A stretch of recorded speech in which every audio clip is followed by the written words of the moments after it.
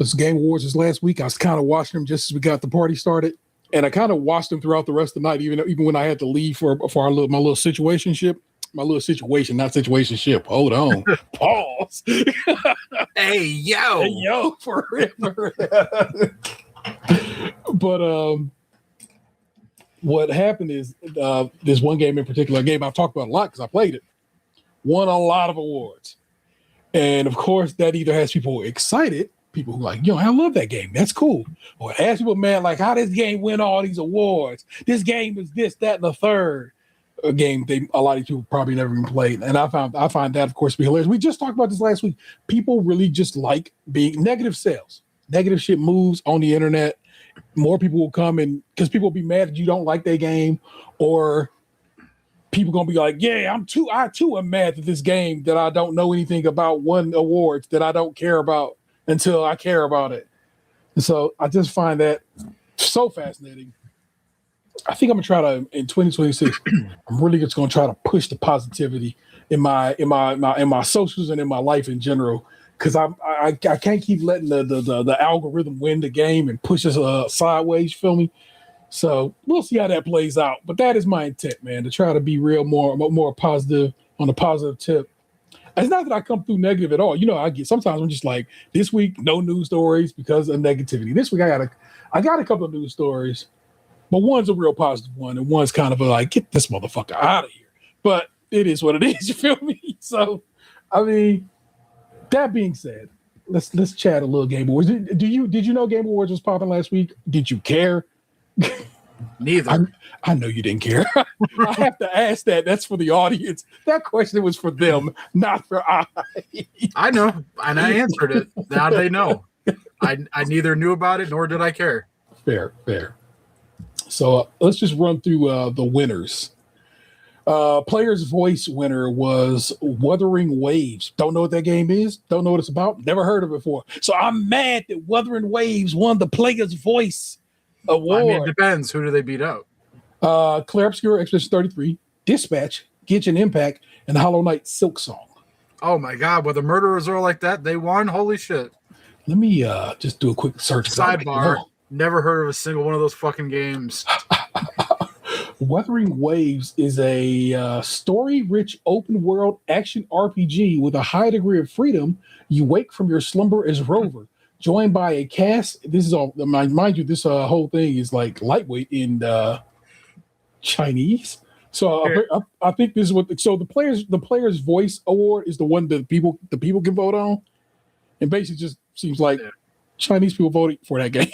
Well, here I can tell you this. Like, I joined one of those Facebook groups where it's like a quasi dating thing where it's like find your player too, and so it's just like nerds from all over the country going in there and posting like, oh, I'm so and so and I'm from such and such and these are the games I play and I'm looking for friends or maybe more blah blah blah blah blah. People be posting games in there all the fucking time that I've never heard of. And then I'll scroll through the comments like a little bit, and people are like, "Oh, I play this and I play that too," and blah blah blah. But I'm like, man, all you out here like jamming these games that like I know nothing about. I didn't realize that like the horror genre is like so popular. Massive, massive, man. Like tons of people playing like these different scary games, and they stream them, and they get their stream numbers up and so forth. It's the jump scares are a thing. Yeah. As we get to this list, I would like to revisit this Facebook group. Thank you, Moore. Okay. Best esports athlete. The winner was Chovy. Jong Ji Hoon was the winner. I don't know him. Don't know what game he plays. I should look up what he plays. At least I can tell you he plays X. Search for Chovy. Chovy apparently plays League of Legends. Is the game he esports in. Man, that thing's still going. League is massive.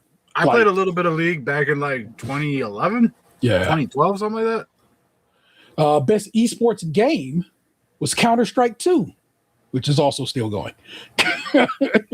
Yeah, I last year, like a lot of the Call of Duty streamers had gotten kind of turned off from streaming Call of Duty and getting hacked out all the time. And a lot of them jumped over to gambling on Counter-Strike crates or something like that, or chests. Yeah. I was like, I saw a bunch of streams where they were just dropping thousands of dollars at a time to go buy like these rarity chests from like years ago or something. Yeah, I'm not built for that kind of world. The things that they sell and trade on Steam is no, I'm not. That's what it was. They were going on Steam and they were buying like camo crates or something from years ago. Yeah, trying to hit like old rare rifles and handguns and shit. And for a while there, hats was the big thing. It's craziness, right? I've heard about it like in like Maple Story and stuff like that. Like those old like art. Maple Story, when Maple Story first came out, way back when, I played Maple Story. And then of course it died and they brought it back. And so the new Maple Story, new old Maple Story, yeah, it's funny to me that game came back and is very popular now. Maple Story was kind of the jam. Content Creator of the Year, Moist Critical. I don't know his work. I have heard that name. I can tell you that. Did you say Moist Critical? Moist Critical. That is his name.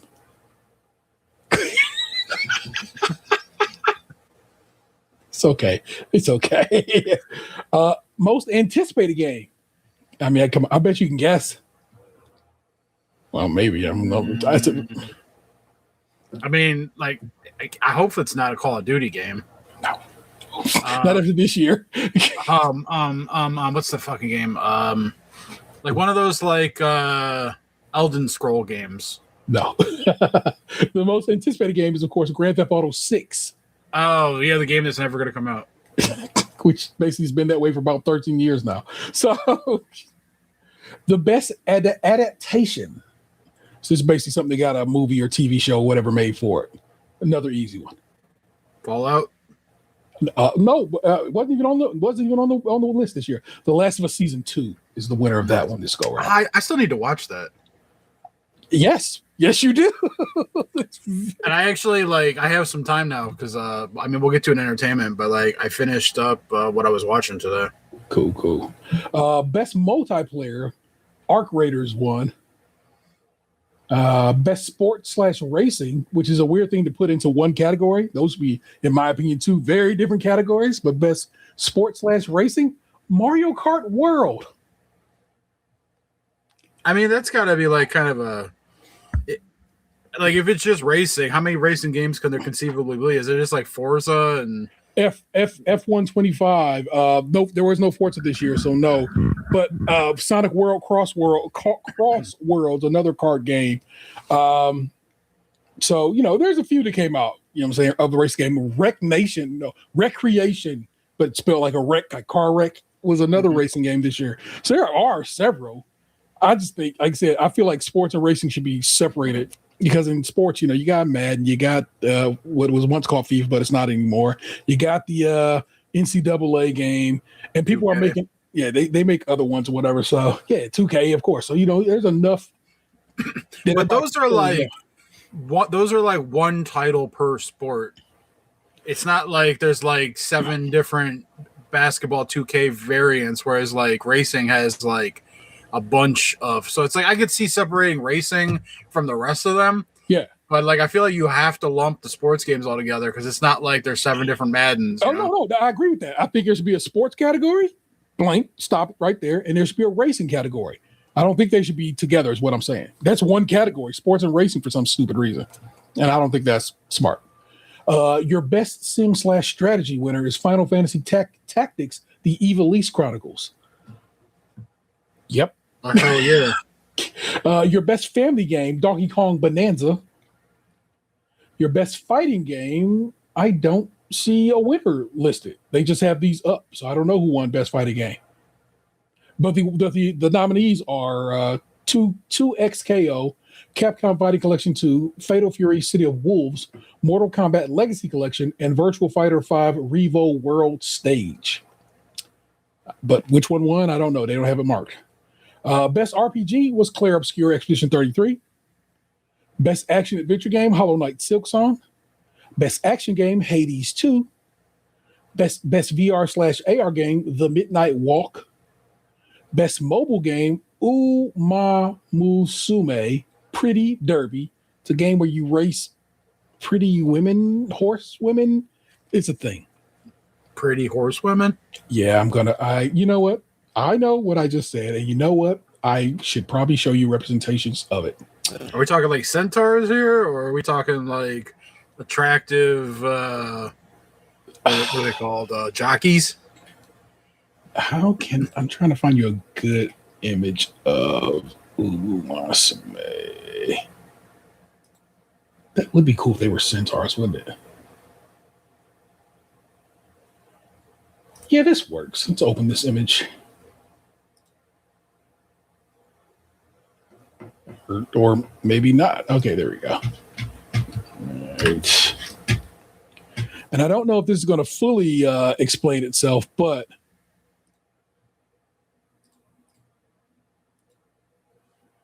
these are your pretty horse girls.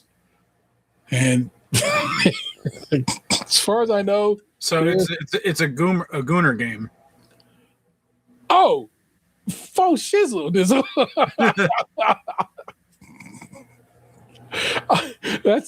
That's for a very specific crowd of people who bang with that set, but that is the winner in this situation. Like I've seen so many people, like when I was first introduced to the term gooner online, it was in like a negative light. And as I've gotten more immersed into the terminology, into the culture, I don't think it's anything to be ashamed of. Gooning is going at it in a way that, as it turns out, we probably was already doing anyway. Yeah. Like the one comedian I follow on Instagram, she did like a podcast interview at one point, and she was explaining to the hosts the difference between gooners and what was the other thing?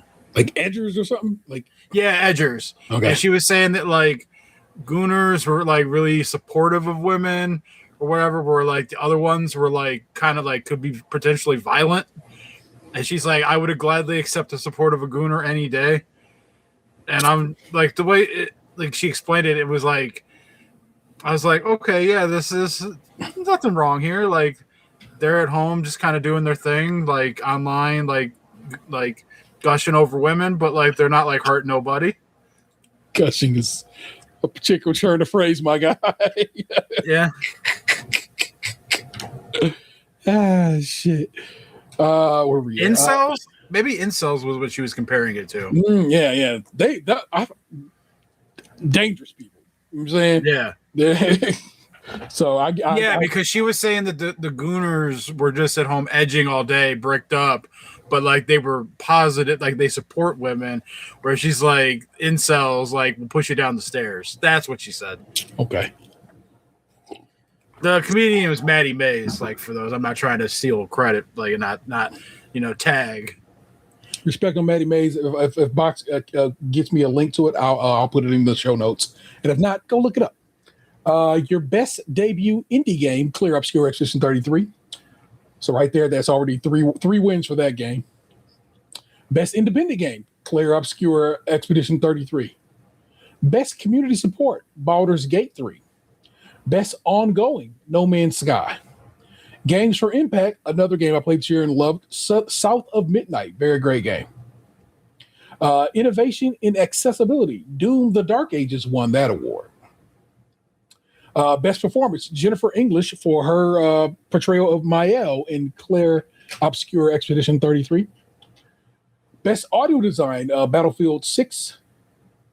Best score and music, Lauren Testard won for Clair Obscur Expedition 33. Best art direction, Clair Obscur Expedition 33. Best narrative, Clair Obscur Expedition 33. Best game direction, Clair Obscur Expedition 33. And game of the year, Clair Obscur Expedition 33. It took home 9 awards of the I believe 12 it was nominated for. And it's been interesting seeing TikToks where people are usually what that's called?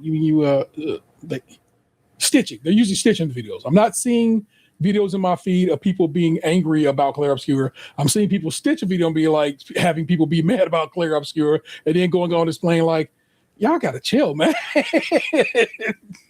And I am, and also what I'm also getting in my TikTok algo is most people who are playing it for the first time because they once it won the award, they're like, "What's up with this game? It won so many awards. Let me check it out." And people being thoroughly impressed by it, and that's been real fun as well. That game, I don't play turn-based role-playing games, Box. I just never really have. Only one I played that I can really speak to is like Super Paper Mario with a 1,000-Year Door, and I lit up this kind of plays like it, and so the story was just so compelling that I just kept going. I just, honestly, God, I kept playing, I kept going, and I really, really enjoyed that game. And highly recommend if you have Game Pass. It is on Game Pass. As I said, I think I said last week, I'm getting this is my last month of Game Pass, but I actually think I'm going to buy that game because I actually think I kind of want to have it in my collection. And it's a cheap game; it's only $40. So it's a really well done game. I kind of want to wait and see if they do a Switch 2 version because I wouldn't mind having a cartridge of it, but we'll see how this all plays out. Either way, like I said, I'll probably put a couple of shekels down on it because, like I said, I really did enjoy it, and I played it on Game Pass, meaning I didn't give them no bread toward it, besides the bread they get from Microsoft. But I feel like I should put in on it. But like you said, I really, really enjoyed that game. You are a Call of Duty gamer. You got some mobile games you fuck around with, but you are a gamer. You know what I'm saying? You always have been. What games are you? What kind of games do you play? What kind of games would draw you back to playing? You know? I don't know if like I kind of enjoy games when I'm online with people now. Okay. There's not a lot that I do solo anymore. Yeah. So, I mean, I would play. I want to say if they came out with a new Halo, I'd play the story. But like they had the last Halo, and I played the story like a year after it came out, and I only got like halfway, never finished it. I don't know. I feel like maybe like that part of me is just in hibernation right now. Like I've gotten more like into tabletop like Magic again. Yeah. I was just playing Magic this past Sunday at a buddy's house. Someone's texting me right now about getting together to play Magic for a tournament in February. I don't know. Like I played the Call of Duty for a little bit last night. Like the problem we were running into last night is like technical difficulties. So it's like we're all middle-aged men, and so it's like we have jobs and lives and shit. And some of us, to more varying degrees than others, but it's like we're not staying up until 2 a.m. on a Wednesday night anymore, playing Call of Duty. Yeah. And so it's like we only got like a finite amount of time that we can play. So we get on and it's like the audio's not working or the internet connections are bad and someone keeps getting kicked out of the lobby. And so it's like we wasted like 45 minutes just trying to get into a game last night. And then it's like 2 games go by, we win like the third one, and then we're getting into the fourth one, and then the one guy's like connection drops and he gets kicked out, and then we're all just kind of like, all right, well, fuck it. I'm gonna go eat dinner, have a good night. And then like tonight, it's like a couple of them got on at 6, but like I had to go somewhere, and so it's like I couldn't play tonight. And now it's like tomorrow, Friday. Like I don't know if anyone's gonna be on or not, like playing, because some of the guys that were playing on Fridays, they've split off and started playing Battlefield. And sometimes Friday's not even fun to play with them anyway because they get super drunk and belligerent, and so it's not enjoyable. So it's just like, I don't know, like I don't know of a solo game that like I really want to play right now. Like I don't. That part of my life might be over. Oddly enough, because of what you're describing is the reason I don't play online games. I hate people acting buffoonish. I hate when dudes be getting on there acting real reckless and talking crazy and shit like that there. And I know that's your homeboys, and so whatever you kind of you appreciate them for who they are as people. But also I'm just like, I don't need it, man. I played a bit of, not even I can't say a lot of. I played a bit of Destiny 2 online. I did a couple of Destiny raids in my day. And I had a decent enough time, but I'm not good at that. And when I can't, I'm not a good team player in that regards. And what it is I'm also oftentimes I was a rookie at it. Those people have been doing these raids forever. They knew what they was doing, how they supposed to set it up. they know their call outs and stuff like that there. And I don't, and I felt so out of place and useless a lot of times. And like, am I messing up this whole experience for these people? So it's like that mindset keeps me away from online stuff like that there. I'll play some Fortnite, but I play solos. I go out there and just go pop. And so that to me is just like how I used to play Halo. I played pretty much always solo and just go, I don't know, I do some but you can capture the flag. You can play teams in Halo and not need to be on a mic. You know what I'm saying? For like basically because your team. It depends on the mode because like I tried to do a Halo tournament one time during COVID with some people. We only got like one practice session in together. Yeah. And then this is back when I was still playing on like the living room TV, so I wasn't even on a monitor and shit. And like a lot of the modes you need to communicate like positioning of the opponents, like who's going down what lane, like who's going to make a run for the flag. Like you do need to be able to communicate if you want to play it at a high level. If you just want to get on there and fuck around, then like, yeah, you can go on there and shoot and just kind of raw dog it. But high level competition, you need to communicate. Yeah, that is not who I am, which is why I'm a solo gamer. I play mostly solo games. I was up the other night until 2:00 in the morning playing Metroid. Guess what? That's problematic for the next day. You got to go to work. Real bad. I was dying that next day. It was no bueno. But man, I love that game. We'll talk about that later as we get toward the entertainment section of the program. But I don't know, man. I find it fascinating that people, but I shouldn't, because like I said, we just had this conversation.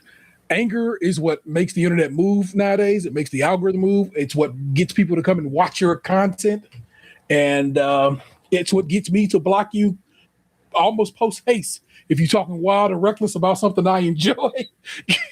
I'm like, I don't want to see you in my feed. Goodbye.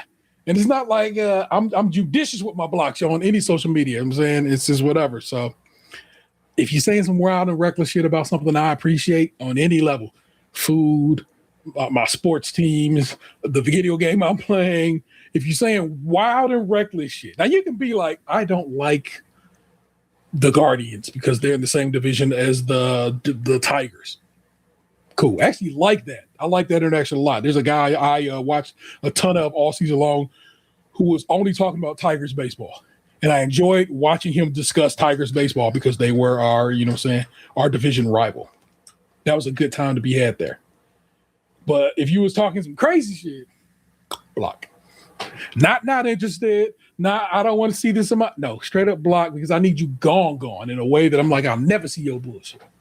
And so it's funny to me that I'm like I said, I'm watching this and people are like, hey man, why are you so mad about Clair? That game is so damn good, Box. I'm just be real with you, man. It's such a good story.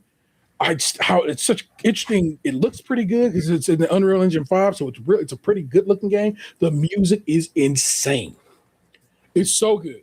Like it's such a beautiful, like just like if you just started that game up, you'd be like, wow, that's a really pretty start to this game. The music to it. So I don't know, man. Big up Clair Obscur Expedition 33. You deserve your wins this go around, and that is from a guy who is normally just a Nintendo. Not really. I play everything. I have a little bit of everywhere. Like I said, so, but most of the time I'm a die-in-the-wood old school Nintendo guy. So to be pulled off of that and somewhere else, it takes something really good and something fascinating, something I really would enjoy to pull it off. And so there you go, man. If I can find somebody to sherpa me through some online games, maybe I can dip my toe in. Also, that's the thing, putting on headphones and talking to them. I mean, like if it's strangers, it could be a little whatever. But like if I'm just like chopping it up with my friends, like sometimes it's like the only time I get to talk to some of them outside of like random Discord messages or Facebook Messenger or whatever, Yeah. And that's basically what it's the new school phone. It's just group chatting. I mean, not group. It's voice chatting while playing a game. I mean, you know what I'm saying? It's just basically what it is. You chop it up with your homies in a specific way. And, like last night, like we were playing, but while we were playing, we were talking about John Cena's retirement match. Yeah, and then I was talking about investing in gold and silver, like You know, we were having like casual conversations while we were in the middle of playing this game. Yeah. And hey, what you got better than that there some days, y'all? So there you go. I'm gonna wrap to you. Then we're gonna start the show, and it's gonna be a great time because it's a great time to be had. Just rapping and singing again, so I get to sing you a little bit. So that's always a good time. The way you describe that kind of reminds me of when a teacher tells you that you can't use the word to like, you know, define itself. It's like, it's going to be a great time because it's great. Like you can't like. It's going to be a great time because I goddamn said it's going to be a great time. It's going to be a great time. It's going to be a great time for me because this is my hobby. I do it, you know, from time to time. I hang with my homeboy here. We talk. It's great. It's good shit. There you go. So now you go. Okay. Okay. Check this out. The sun went down when I hit Slauson on my way to the strip. Now I'm just flossing, checking my rear view, because niggas they will do. Jack moves, black fools, because I smack fools. Trying to set me up for a 211. Fuck around and get caught up in a 187. But I don't represent no gangbang. Some niggas like lynching, but I just watch them hang. So on and so on. Why don't you let me roll on? I remember back in the days when I used to have to get my stroll on. Did nobody want to speak? Now everybody peeping out their window when they hear me beating up the street. Is it Tay? Is it Tay? That's what they say every single motherfucking day. But yo, I ain't tripping. I'm just kicking it. While my D's keep spinning and these hoes keep grinning, I'll be rolling in my 6-4. What everybody's saying. Swing down, sweet chariot, stop and let me ride. Swing down, sweet chariot, stop and let me ride. Swing down, sweet chariot, stop and let me ride. Swing down, sweet chariot, stop and let me ride. This is Stage Krunchy Mill, the City of Cleveland podcast forum. And we do it live just about every Thursday on YouTube and Twitch and your favorite podcast services. Get down with the get down, yo. Assuming you dig what we're putting down, consider supporting us on Patreon, where membership gets you early access to new shows. And we try it. It's our podcast where we try snacks, goodies, and who knows what else that week. Want to contribute to the show? Consider joining us in the chat right now, and to share your thoughts with us and the listeners, because that's how we move with it. You know what I'm saying? Today it's episode 592, and this episode is best in class in cutting capacity. I'm your host, Sarah 713, joined by the other host, the Right Reverend Lunchbox 2099, and we outside because it actually was kind of warm today, so I actually was outside for a little bit. Yeah, I went outside in shorts. It was beautiful. I've been in shorts, even in the coldest of weather recently, because I just don't care. I'm getting older, and I'm not as brave as I once was. Plus, we've had snow on the ground for like the last 3 weeks, so it's like, you know, I can't be out there in shorts, but I'm walking through snow all the time. I drove past past Edgewater earlier today, and I'm just like, oh shit, Edgewater, the lake's starting to freeze, which is way earlier than the lake normally freezes. That's how cold it's been and how long it has been cold around these parts. And I'm like, this bullshit. Us having February weather in December means February weather gonna be even worse. We had old straight up Antarctic type shit, and I'm not down for that cause, y'all. No, thank you. You know what it is. And if you don't know, welcome to it. I'm going to explain it to you. We'll do a couple of news stories. Box has a segment. I have a segment. Not always. Sometimes we just are like, I don't feel like talking to you. You know, we keep it moving. And then we'll do some amateur assholes and talk about our entertainment for the week. And it's great. We'll wrap it up. It's a good time to be had by all, and hopefully by you as well. This is our last episode of 2025. So thank you for your support this year. If you have been supporting, and pass it around to your folk. Let them know we still out here doing a dang thing, and that's what's up. That's 2 news stories. First one, let me drag it over here. Both stories are going to be from Scene Cleveland this week. The first one, Mark Opera on the byline. Timothy Lehman, police officer who killed Tamir Rice, joins the force in West Virginia. It's his 4th gig after the disgraced officer gotten since being fired from Cleveland Police Department in 2017, though he has resigned previous posts after public scrutiny. Timothy Layman, whatever, the former Cleveland police officer who shot and killed 12-year-old Tamir Rice more than a decade ago, is now working for 2 departments in rural West Virginia, as reported by Dragline. Earlier this year, Lohman, 37, was hired by Snowshoe Resort Community District and Gilmer County Sheriff Office as a patrolman, a roster sheet for the department shows. The hiring marks the latest stop in Lohman's often fruitless attempts to get another cop job since November 2014, when the 26-year-old shot Rice at Cadell Commons 2 seconds after hopping out of his cruiser.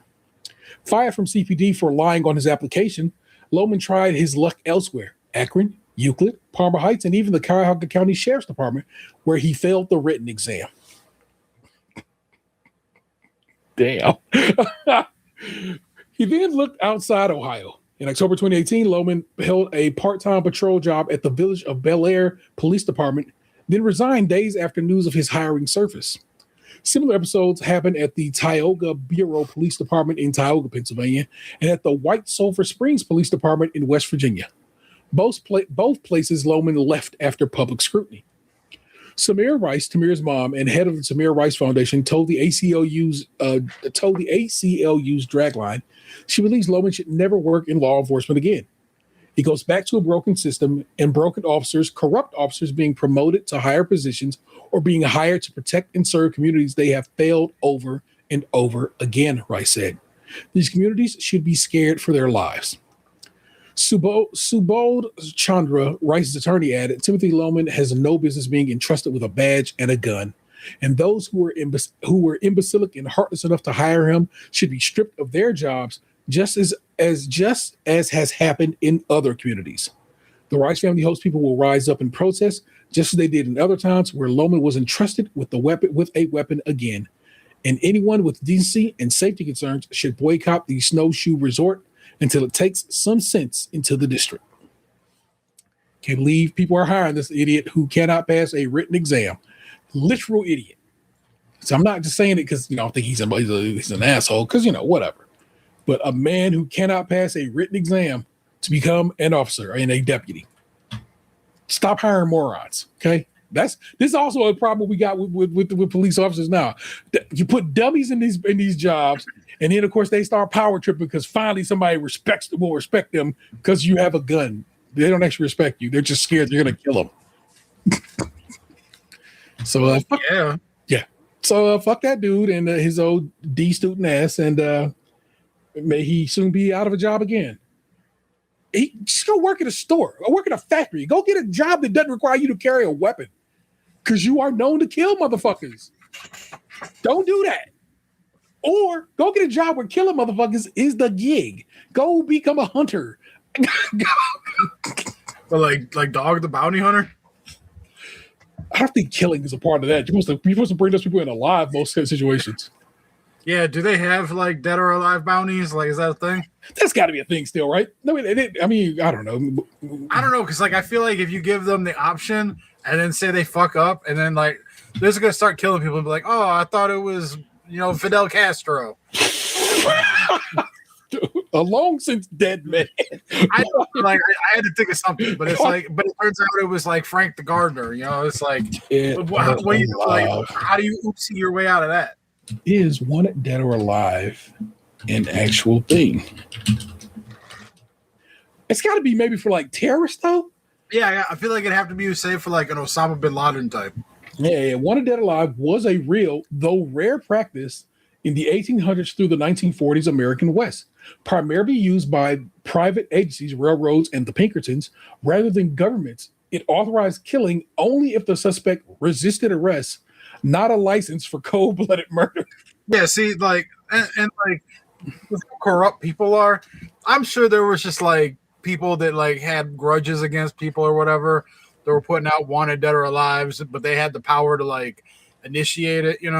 Yeah, it's like, oh, that dude flirted with my wife at the general store. Fucking wanted dead or alive. Get him, boys. And so apparently, like I said, again, as I go digging through it, apparently, like I said, most of that dead or alive shit was never the government. It was private companies. So in this case, I guess banks was getting hit hard during the Depression in Texas.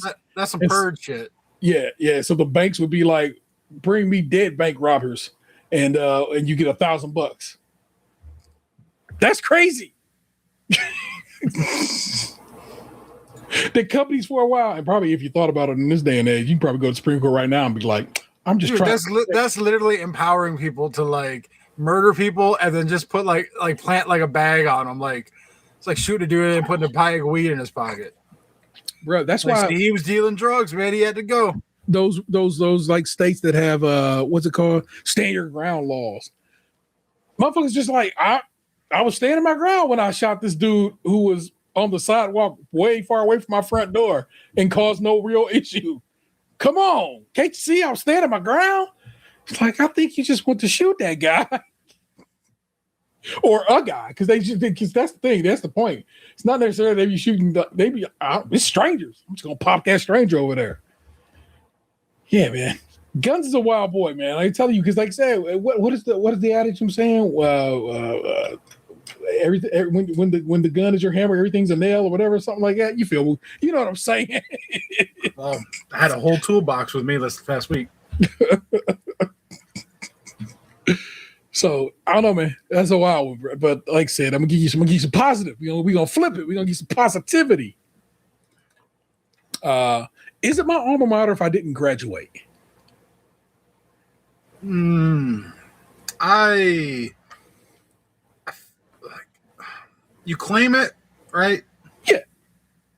Then fuck it. Who's gonna call you on it?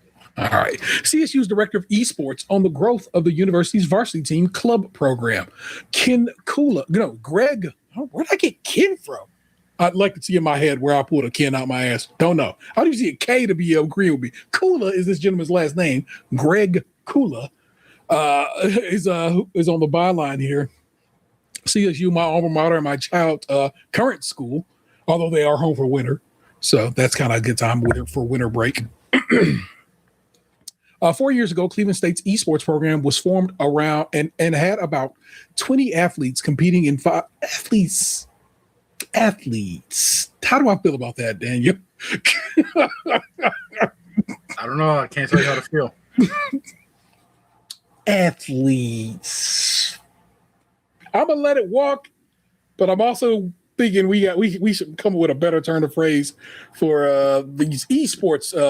I guess that it's esports, and if you play a sport, you are an athlete.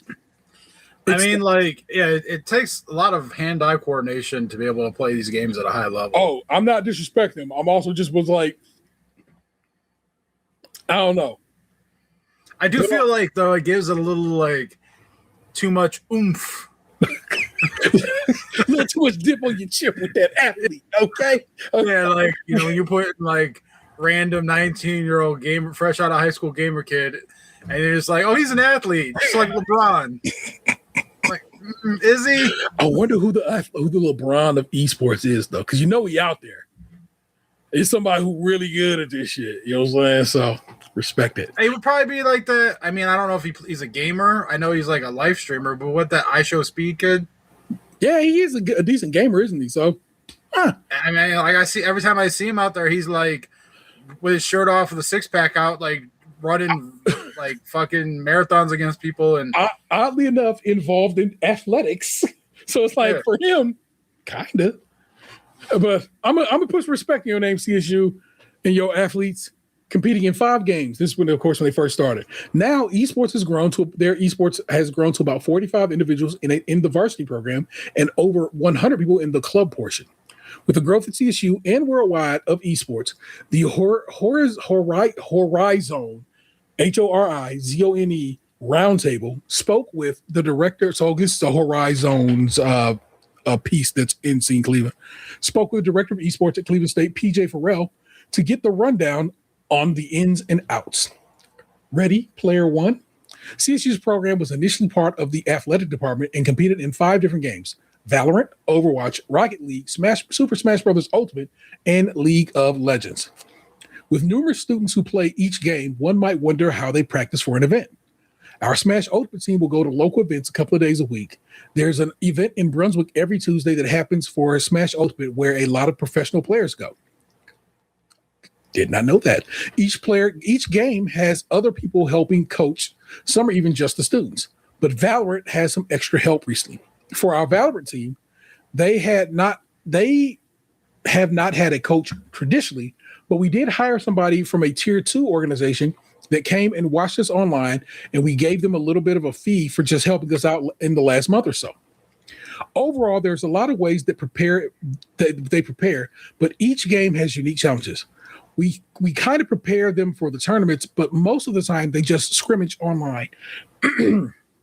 They find scrims online against other schools who are tier 2 organizations that are also trying to make it professionally. Level up. With the growing interest around campus and the growing community around the world, Farrell expanded expanded the game's lineup this year. We have a lot of people on campus that are really interested in what we're trying to do. We've added another game this year. We added Street Fighter 6. It's a traditional fighter game, and I know there's a lot of interest in the community for that as well as, and a lot of the colleges are starting to pick up on it. The program has continued to expand, not just in size and game, but also in talent. Better talents contributed heavy to the accolades CSU has started to gather. I think last year was probably our best recruiting year. This is crazy to me and so dope at the same time. We brought in 3 freshmen for our Valorant team. We also brought in a couple of really good Smash Ultimate players last year. And then this year was the year that we knew it was like the beginning of our window because those kids now have a year experience under their belt. With younger players, as in any sport, the actual events can have added pressure as opposed to practices. Okay. When you get to be in person and get to be on stage and people are going crazy, for new people that are young, sometimes that can be very shocking. So I think this year they had that experience. We tried to take them on some different trips so they can get the jitters kind of out, and they came to play this year. Okay, so basically last year was like their first year, they whatever, and then so they weren't quite ready for it. But this year they done did it a few times, and now they out here playing. They out here gaming with the best of them. I'll read you one more. Good game. There's one more after this, but I'll read you this one and we'll stop after that. Good game. Not only is esports growing on campus, they're also winning outside campus. CSU competes in the Great Lakes Esports Conference, GLEC, which includes teams from Indiana, Michigan, Illinois, and Ohio. Farrell noted that Cleveland State is the only D1 school in the conference. What we find is that a lot of D2 and D3 schools are the ones that are putting more money into esports programs. So the smaller, lower conferences are actually some of the better ones out there. Competing last year, CSU pulled out a great win against a powerhouse in Smash Ultimate. Last year was our first year taking it to Manchester University. They were our big rivals in the Smash community, so we ended up beating them in a really close set for our very first conference win last year. This season saw CSU repeat as Manchester was knocked out in the earlier round. Manchester lost to Illinois Wesleyan University. And then we competed against Illinois Wesleyan, and we won 3-0 in the grand finals. In Valorant, CSU took down Tiffin University and got a bid in Texas at the CECC Nationals. That was a big win for us. We were 0-5 against them the last few years. Their team was just really, really good. Each semester, the GLEC selects 3 games to compete in, and CSU won 2 out of 3. We are one of the first teams in the conference to win multiple game titles in the same season, so that was pretty cool for us. Both teams were dead set on trying to win the conference and take down these kind of juggernaut teams that have won the last few years. So this was kind of their moment. This was their year for it. There's a bit more to that story, and of course, the link will be in the show notes. I am fascinated by collegiate level esports guys, and then I wonder, do they go on to become like the professionals, like the guy who we just talking about won the game award and so forth and so on? Is that what they head out for this? Do they go and help make games and start programming? I mean, what is their where does this go after this? And now I need to talk to my kid about maybe becoming a professional Stardew Valley player because that's their game, and they got thousands of hours in it, so they could probably be really good at building farms and shit. Because that's kind of what that game is. In general, I might just holler them and be like, "You should be going to play around with these dudes in the club portion. That way, they got somebody to play against." But that's it. Respect due to CSU and their varsity esports team, and that's what's up. You know what I'm saying? Esports players, esports athletes. We're gonna put some respect in their name and call them by the title they've earned because these are championship winning or at least tournament winning players. And so It's not like they have not earned it. So that's what's up with that. That's your news for the week. Hope you enjoyed it. We'll do it again next go around. That's your news for, like I said, that's your last story for until 2026 when we come back and start doing some more of this. So that's what's up. But Box, if you are so inclined, and if you're not, again, you are not required. I hand the reins of this program over to you, sir. It is story time at Lunchbox. Oh, and hold on. Here's a whole little video that we get to play for that. I think we'll click on that. And that goes a little something like this.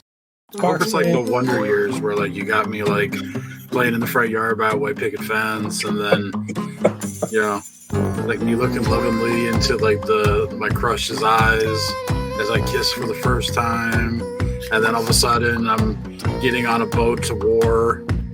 And then, I thought it would involve books in some way, story time, but damn. Wow. Yeah, I mean, I guess reading Rainbow works too.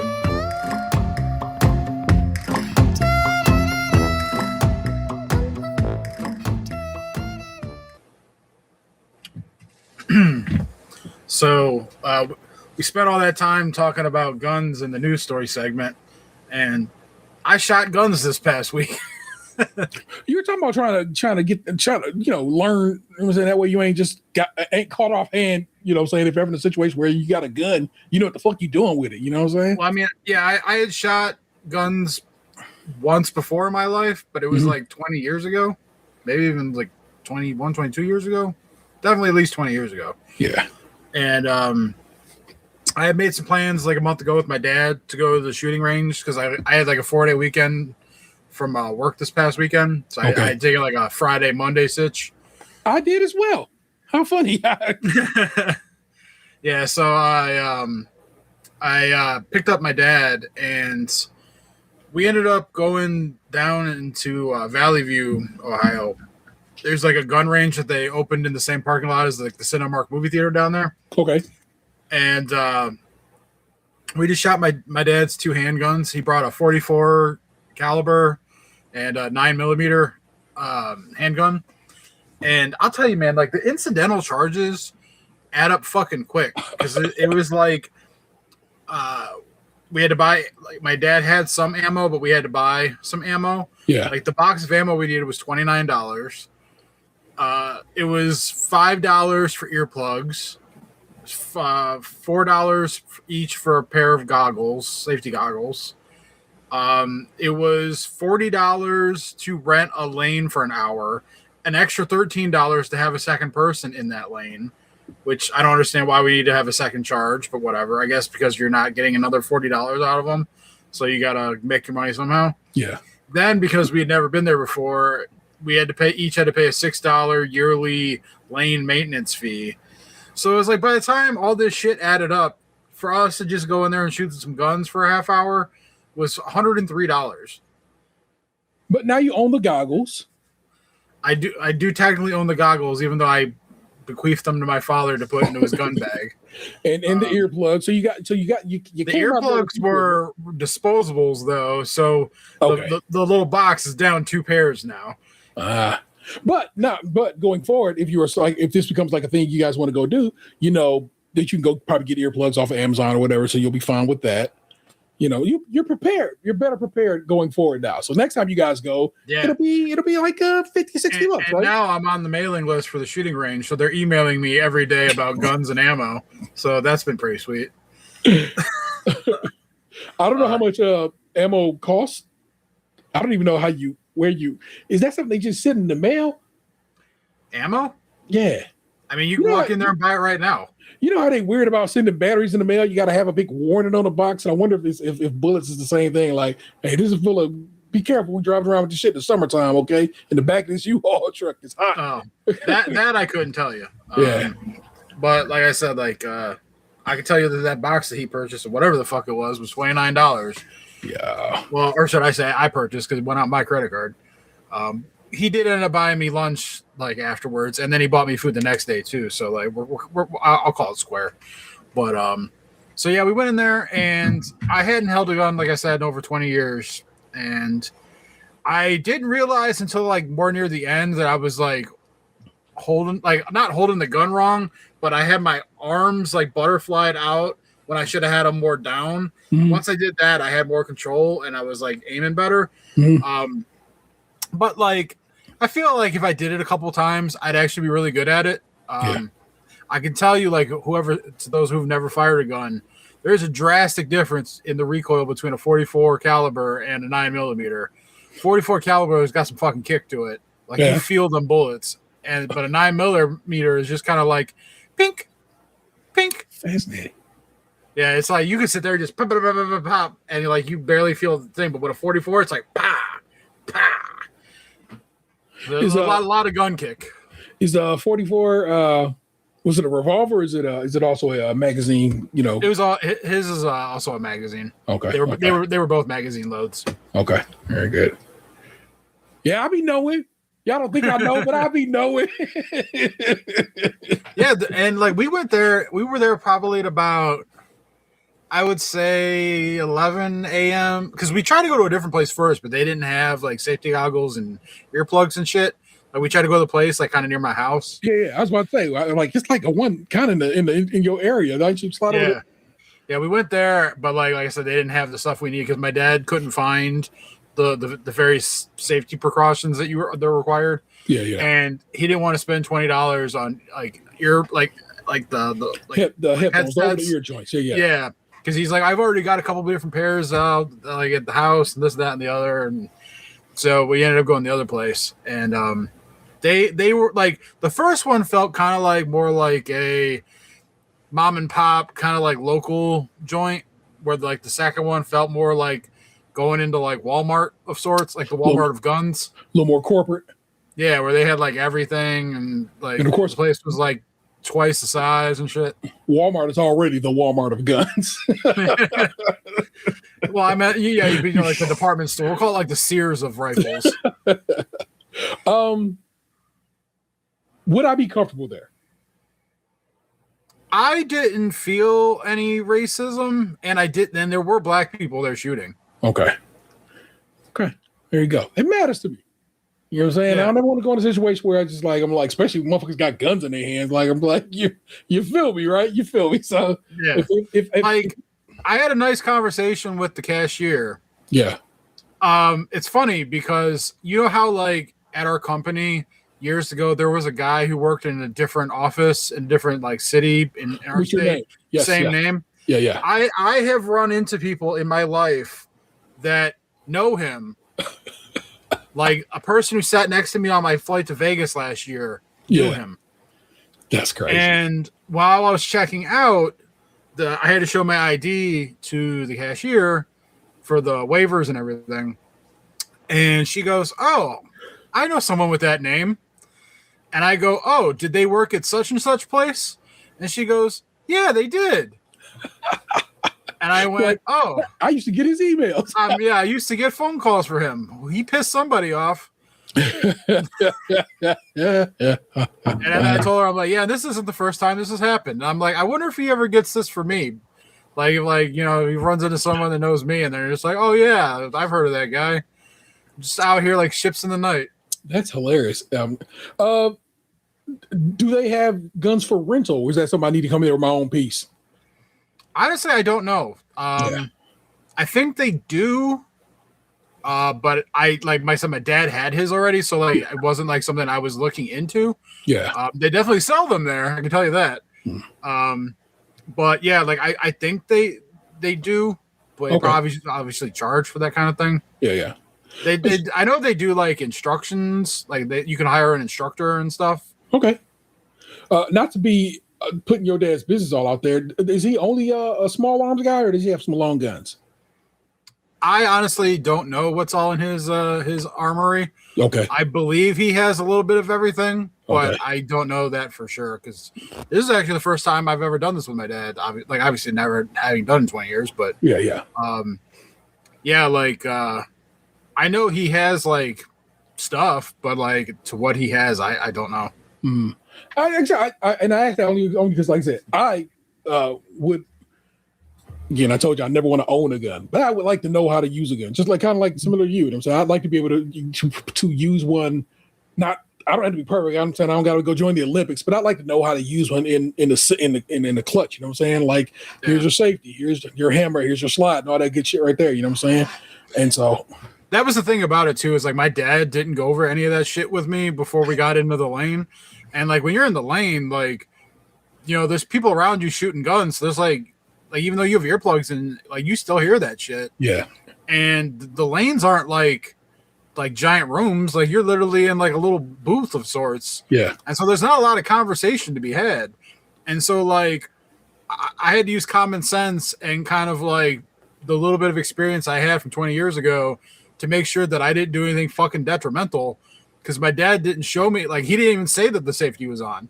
Yeah. And so it's like I made sure to have my finger off the fucking trigger the whole time. I had that thing pointed down lane the whole time. Like I didn't do anything stupid. Yeah. And like I didn't know how to like take the magazine out at first. So, like he did have to show me that when I had to go like for reloading. But like once I got it down, because like we did kind of like 2 cycles each. Like on the second cycle, I did everything myself. Like I did it myself on the first one go too, but like I had to have him show me. After that, I just blazed through it. Like I fired off, reloaded, fired off. Like you down. you are the quintessential quick learner.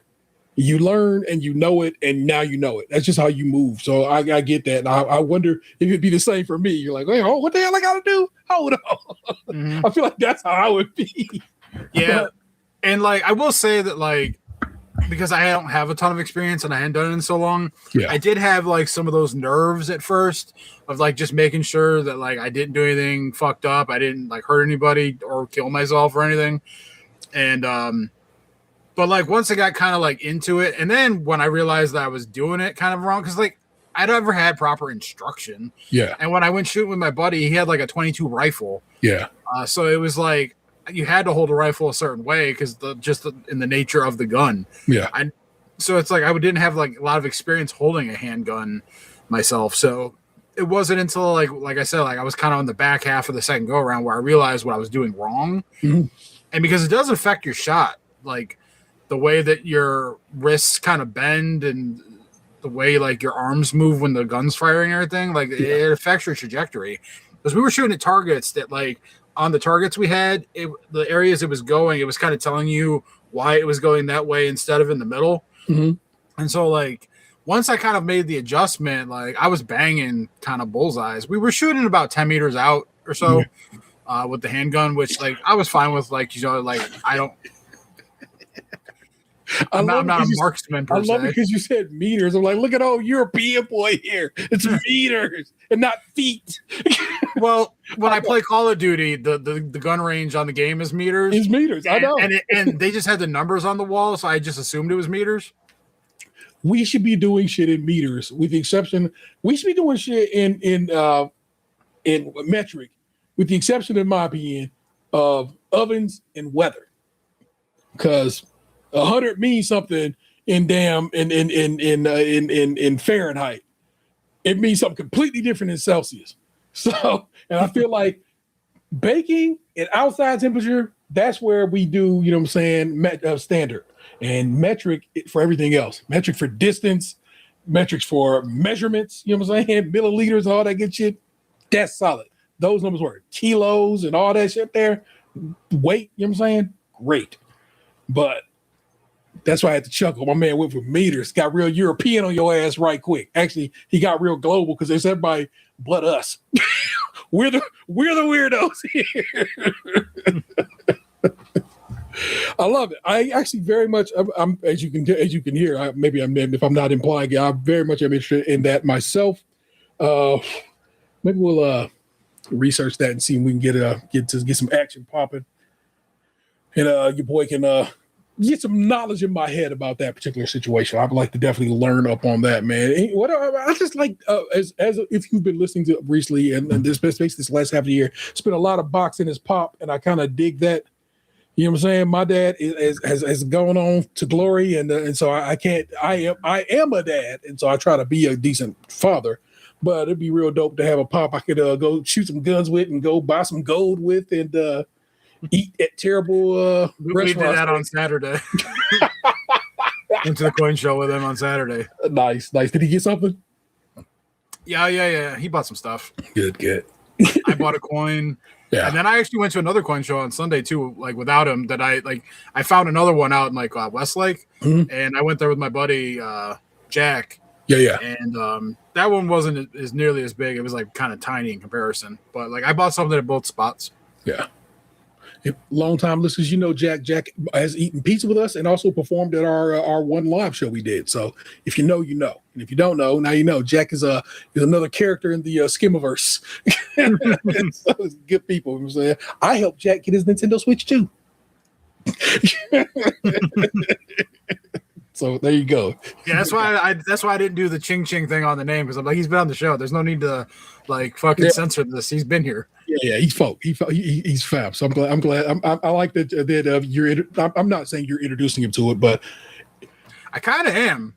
Like I didn't want to say that. Maybe my man be like a well-known precious metal investor. You know what I'm saying?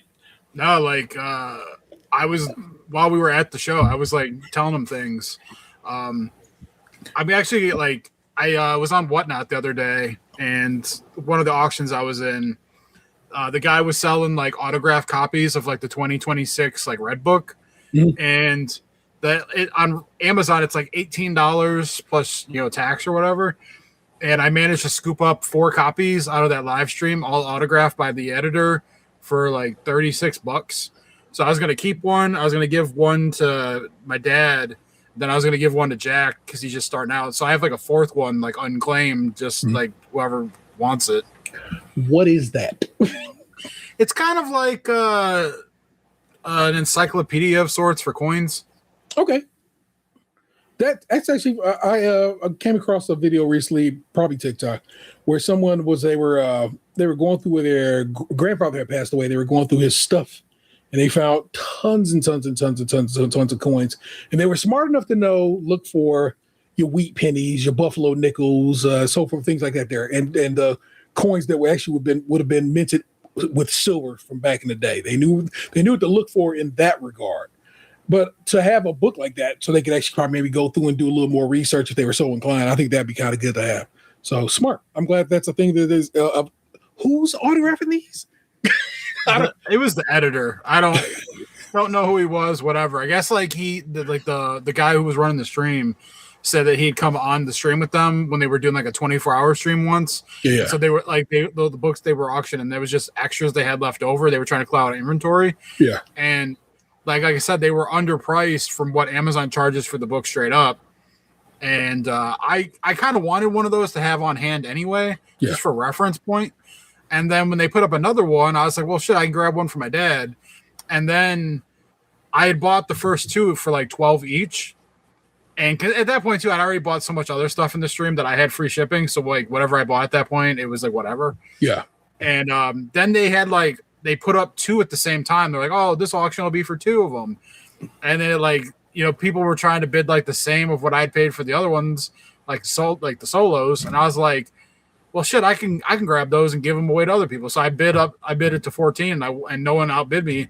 So I walked away with 4 copies of that book for, like I said, it was $38 when 1 copy retails for 18 plus tax. Yeah. So I basically almost got 2 copies for free. Yeah.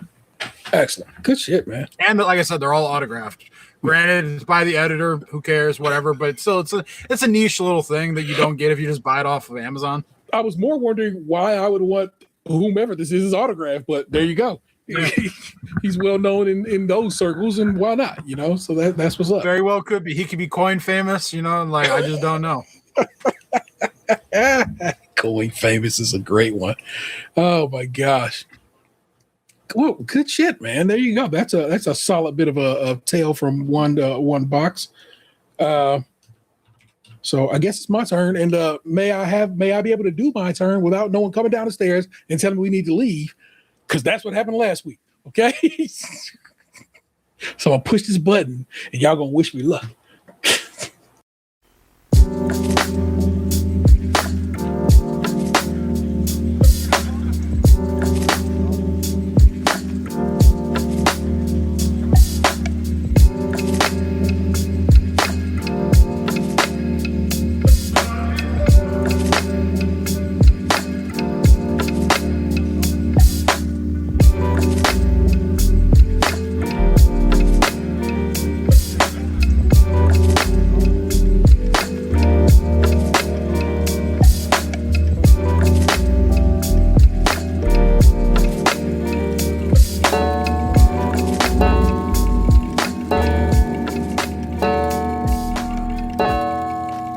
did see. That bad boy was hitching up there a little bit. So we'll see how that video looks in the production after the fact. But I was watching that video like, I don't know, man. I don't know. Well, yeah, you're roboting pretty hard right now. Yeah, see, that's how it goes down. I'm going to attempt to refresh. We'll see if that helps. Okay. Hope we don't break nothing.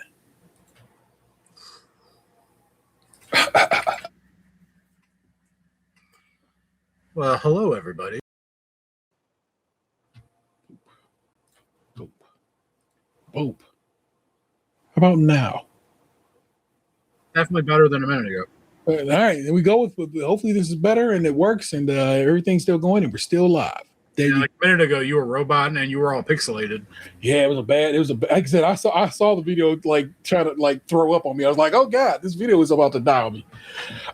Last week, I was going to catch you guys up on me traveling down to Norfolk, Virginia for Thanksgiving. I got to go hang with my nuclear family, my mom, my big sister, my big brother. It was and my kid and Vanessa came with me as well. My youngest and Vanessa came along, but it was just us. And my mom got us a nice little hotel. We stayed at what was it? Home 2 Suites, the Norfolk Airport version, which had a nice little pool indoors. So I actually went and swam one morning. It was very lovely. So that was a good time to be had there. Very nice stay, good size room. And I ended up literally working there the Friday after Thanksgiving because I didn't have the day off. So I actually had to go do my job there. I had to do my job. Guess what I worked on? If you're wondering, because of CAS, I could not get on the hotel's Wi-Fi with the work equipment because the work equipment is very sensitive about that stuff.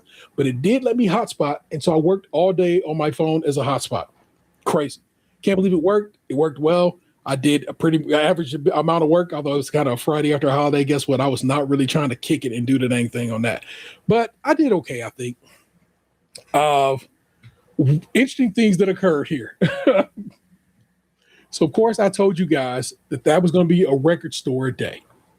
But Black Friday record store day was a thing, and I was going to be out of town for it, and I had to kind of make it happen. So I looked up some record stores in Virginia, and I came across one that had pretty solid rules regarding how they do things.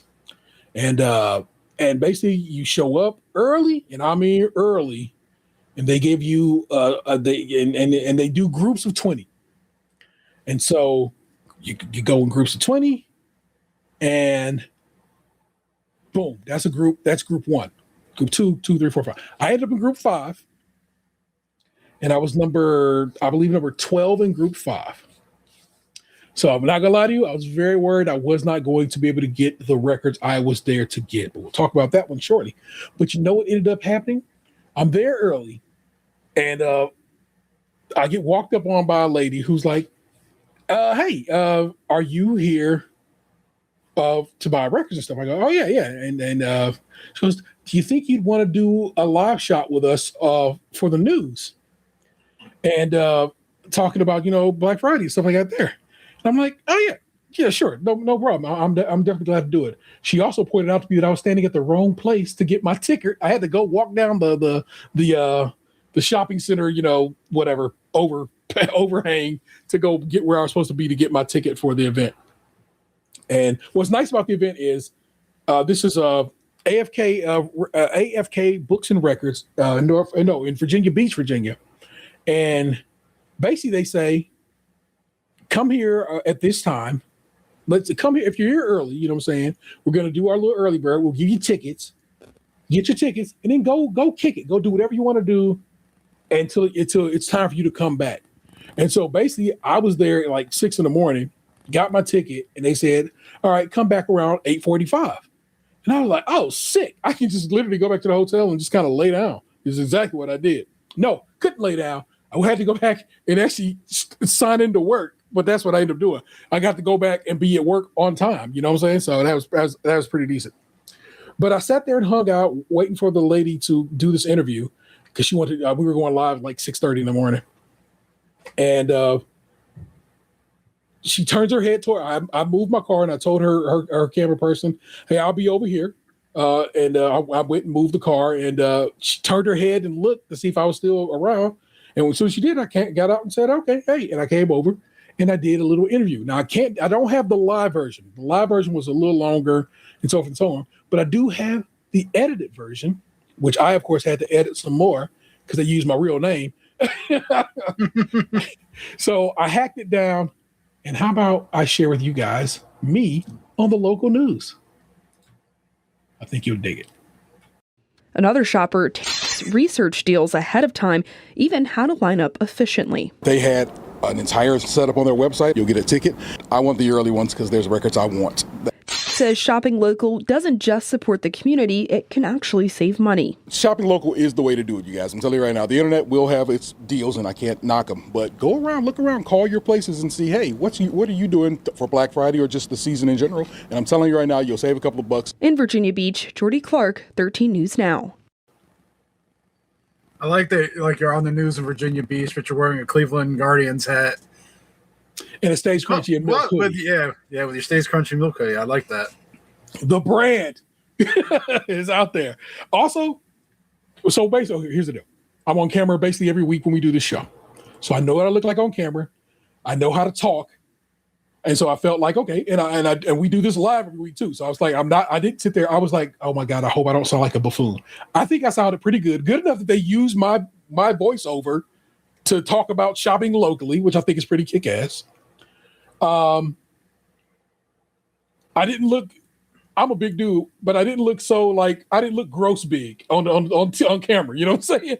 And like I said, I know what I look like. I'm on camera right now. So I kind of know what I look like on camera, but it felt good to not look disgustingly massive. You got plenty of media training at this point, considering the fact that you're going to be like you're going to be the talking dead of baking. That's exactly the hope that my intention want to be the extra slice.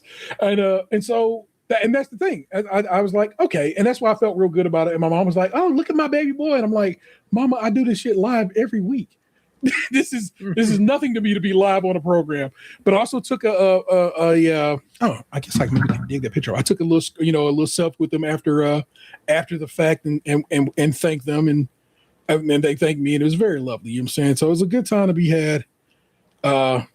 Do I have that picture? Yeah, I do have that picture. Pull this picture up, which I'm going to show you on screen, but I might edit that into the show right there. But that's Jordy there in the middle. That's the lady who interviewed me, and that's her camera person. And I forgot her name. And they were super nice, and it was just a good time. And we talked for a little bit. Damn, Jordy, look at you, girl. We talked a little bit beforehand. She married, so I'm sorry, Fox. I can't put you on with Jordy. But she is definitely right down your street, my guy. That is your kind of lady. And but we were just talking about, oh, how was Thanksgiving and so forth and so on. And it was a good time to be had.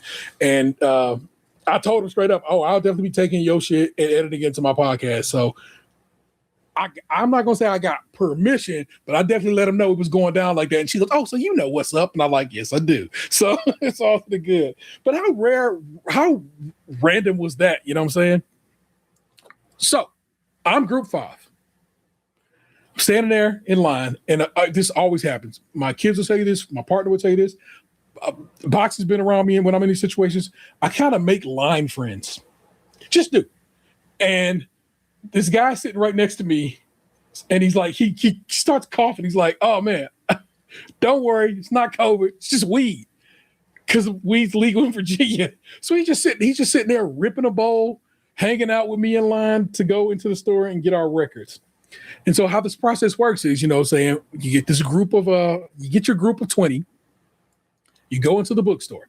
They take you down to toward the cash registers. They have you circle up around a table. And they explain to you that you go up, you say what you want. If they have it, they'll grab it. If they don't have it, you can ask for something else. And you can do that as many times as you want. You know what I'm saying? But you got to always go back to the beginning of the line. You know what I'm saying? They round robin. They do a snake draft, basically. And so no one asked for the records I wanted until some guy 2 spaces behind me asked for both the records that I wanted. It's like, it was crazy. I'm like, he got the exact records I got. And something else. He ended up getting the Alchemist 2 Chainz, not Currency, 2 Chainz, who is it? 2 Chainz, Larry June instrumental joint. But the records I told you I wanted and was going for, I succeeded at getting. It is Junior Mafia's Been Getting Money 30th anniversary 12-inch on, I hope it shows up, and if not, I'll put a light through it. Money green vinyl. It's lovely. That worked out. And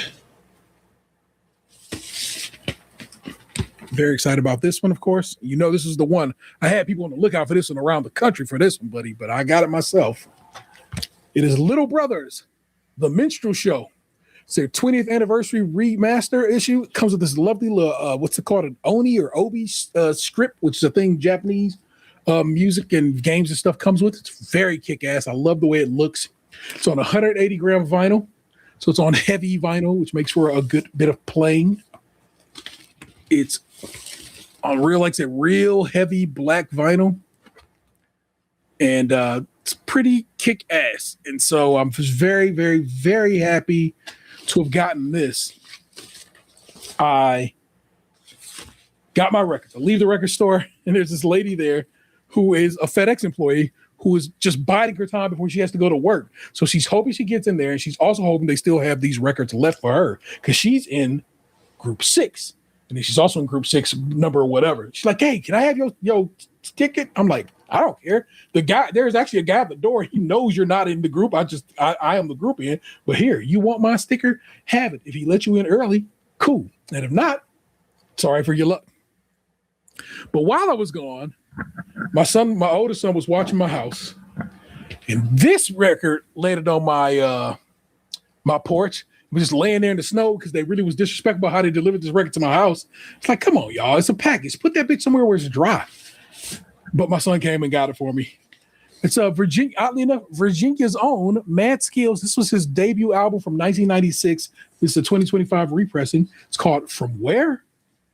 And it's on this gorgeous blue. And if I reached over and showed you, I have the other record is orange, like speckled pressing. I really love the way that looks.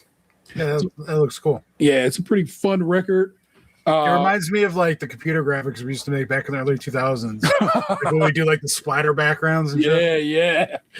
So it's a really nice record, and it sounds real good. I actually got to give it up to him.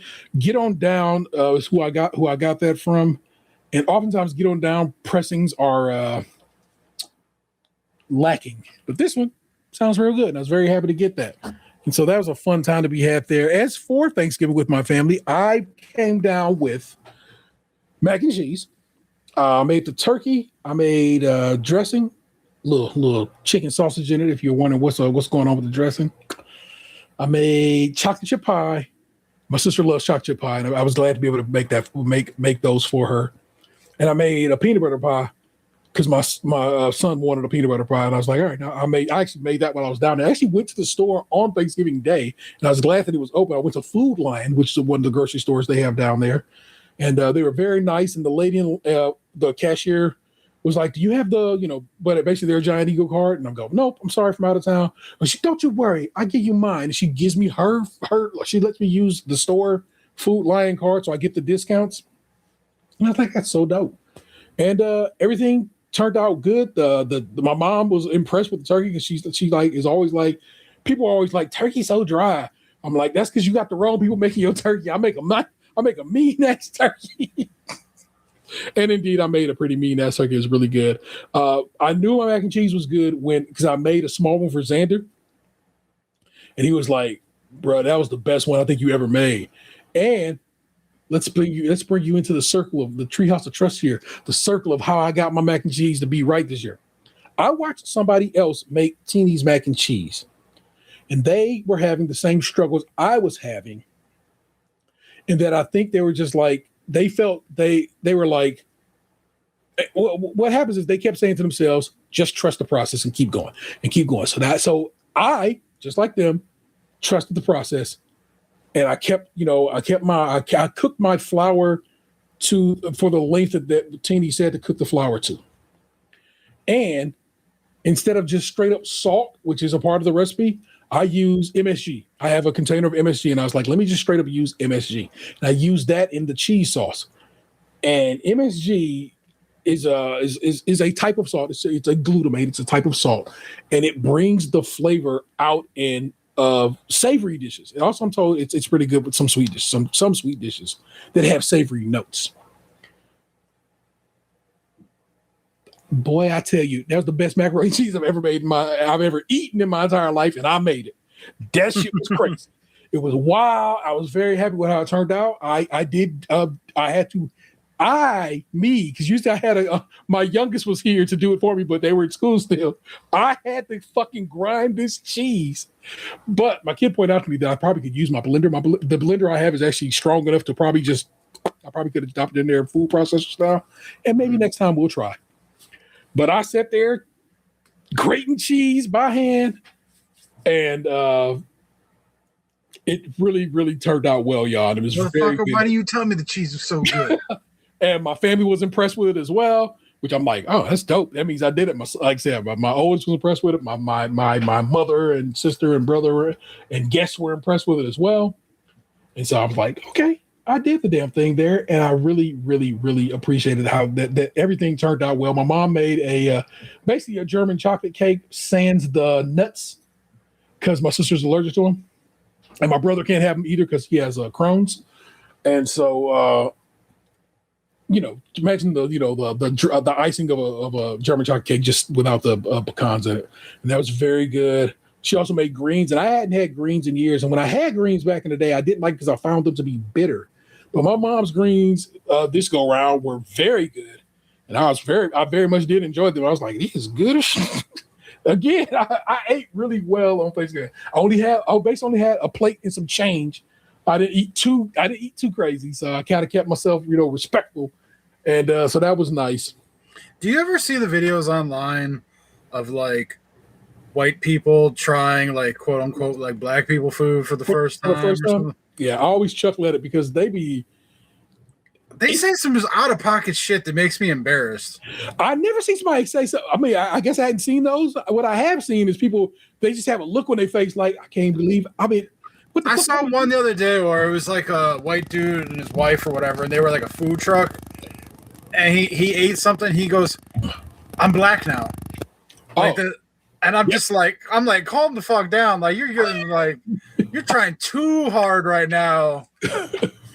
Sir, that was out of pocket. You crossing lines, man. Like you can be respectful without being disrespectful. Yeah, exactly the case. So, what I always find fascinating, I don't think I like white people saying soul food. It don't feel right. But like, all right, so what? How would you want me to say it? Not you. You have to understand you are a special case in all situations. White people is not Dan. Let's just assume right now I'm trying to learn for the white delegation so I can pass the word along. Like I'm the ambassador right now and I'm in your country and you want me to pass a message back to my homeland. Oddly enough, in this case, it was actually a Korean woman who kept saying it. And I was just like, it don't feel right you saying it. It has a zip to it that feels uncomfortable to me. So I don't know how you're supposed to say it, but it was not how she was saying it. Because I mean, isn't it just, it's a style of food? Like, I mean, it's just food though. At this point, again, it's American food. Like, I mean, straight up, as American as apple pie, because we've been here this whole time making it. It's traditional American food at this point. You don't have to call it soul food. I get why we used to call it soul food, but at this point, I mean, we've kind of come to terms here. Guess what? We've been here since the country was founded, since before the country was founded, in fact. I agree with everything you're saying, but like, and you don't you guys say it? No, I don't call it soul food. I do not. And so I just call that shit food, because it's just that, you know what I'm saying? And I know what they mean by it. What they mean by soul food is, in particular, they mean greens. They mean, I guess, in some circumstances, how you prepare. When I think of like soul food, I think of like greens, mac and cheese. Yeah. I want to say oxtail too, but like I don't know, like that. I feel like that's more Caribbean. Yeah. And I think there's different preparations of oxtail, and there is a Caribbean version. There's and again, that's still just slavery. That's the people who was brought over on boats, figuring out what to do with their food. So same difference. It's just It's the food of the Americas. Yeah, like yams. I would put into that category. It's almost just like a souped up Thanksgiving dinner. And I hear you. And like I said, I don't find it. I don't find it disrespectful of saying I'm black now. That's, but it just like I said, it was ringing off in my ear in particular with some type of way. And I just feel like you could have just said American food, the food of the American South, if you want to get extra particular about it. You know what I'm saying? But I get it. The people, you know what I'm saying, folk do be putting their ankle in it. You know what I'm saying? So that's like one of my favorite fucking lines from Black Dynamite. Boys, you put an ankle in it. And I was like, hell yeah. Because most of the time they'll say, she put her foot in it. But in that case, he was saying it was so good, it was up to her ankle. That's how deep she put her foot in it. So that's why I thought that was hilarious. But I just feel like just like I said, you can call it Black American food, you can call it Black Southern food, or you know what I'm saying, or American Southern food. Because like I said, we all eat macaroni and cheese. You know what I'm saying? Some of us make it better than others. But I'm telling you right now, it's a bunch of people, it's a bunch of white folk in the South who make mac and cheese just like I make mac and cheese because their grandmama taught them the same thing. I'm gonna tell you this right now. I saw this year's version of the Ben and Amber mac and cheese Thanksgiving video, and Ben's starting to piss me off. Go on. Just the fucking audacity to think that like he can just change history with his little fucking his amalgamations, and then like you're putting these people in this position where they got to try to be nice to you, but not they want to tell you to fuck off, and you're making the holiday real difficult. What did he do? He put fucking pumpkin in the fucking mac and cheese this year. I feel like that's again, people doing negative shit because negative shit sells and moves the the algorithm. He know that's wrong. Nobody want no pumpkin in their mac. Don't be experimenting on Thanksgiving. they've built their brand on this man being problematic. Well, like I said, that is definitely for the algorithm, and we gonna let that be. It's funny. Their daughter is so old and talkative now. I saw a video of them the other day. It was like a video of videos, and I was like, damn, they got a baby now. They got to actually have a baby, and she is all grown up. And I'm like, that's so crazy to me. So that's don't they have like another one now? Yeah. That's what I'm saying. Their once baby is now a full ass child. And that's how long we've been watching Amber being. Something in my shirt is like poking the shit at me. I'm like, what the hell is this piece? I tell you though, like the Instagram algorithm is doing everything in its power to make me forget that they exist. I saw a couple of people in my feed the last couple of days where I was like, damn, I forgot I followed you. And not out of like not a negativity thing on my end, just the algorithm buried them so deep that I forgot they existed.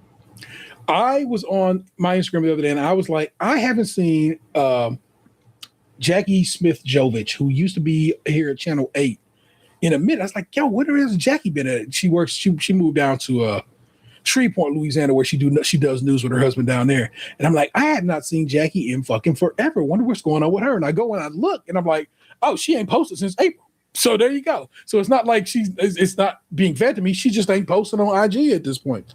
So I'm like, okay, cool. I guess I think she's still employed and so forth, but still, what's that the reporter we be looking at?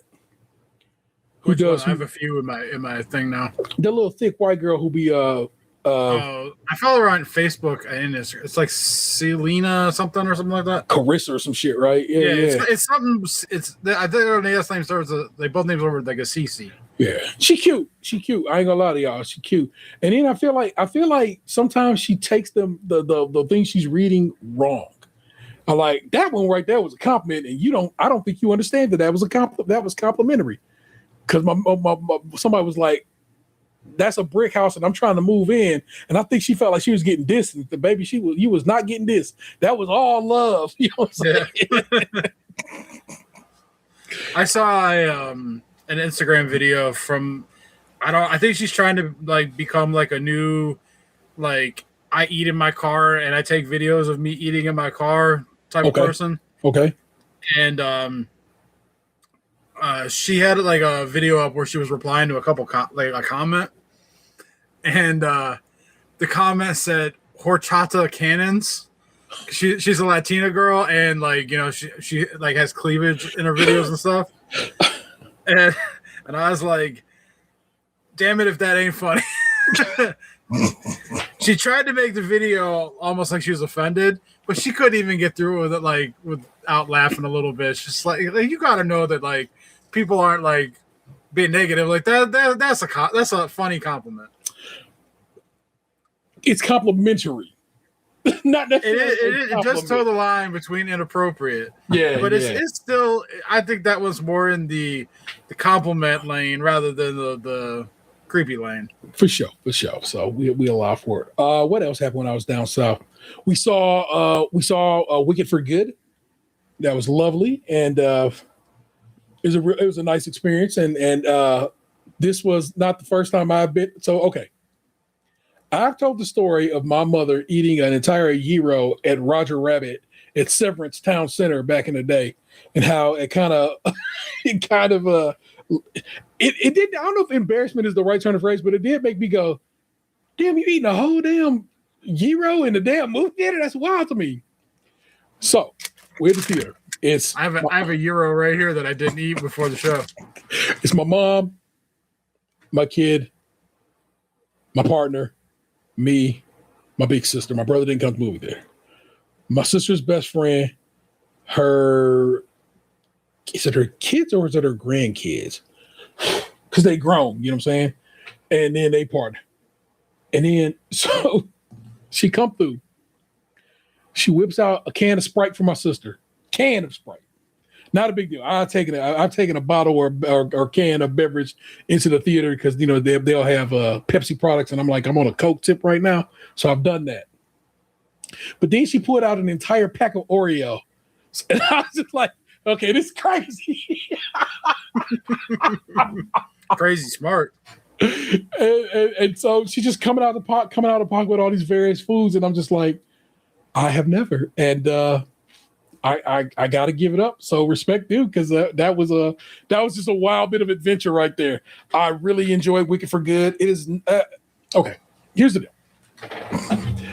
Everybody seems to know and understand this as well. That Wicked for Good is, of course, the back half of Wicked the musical as a whole.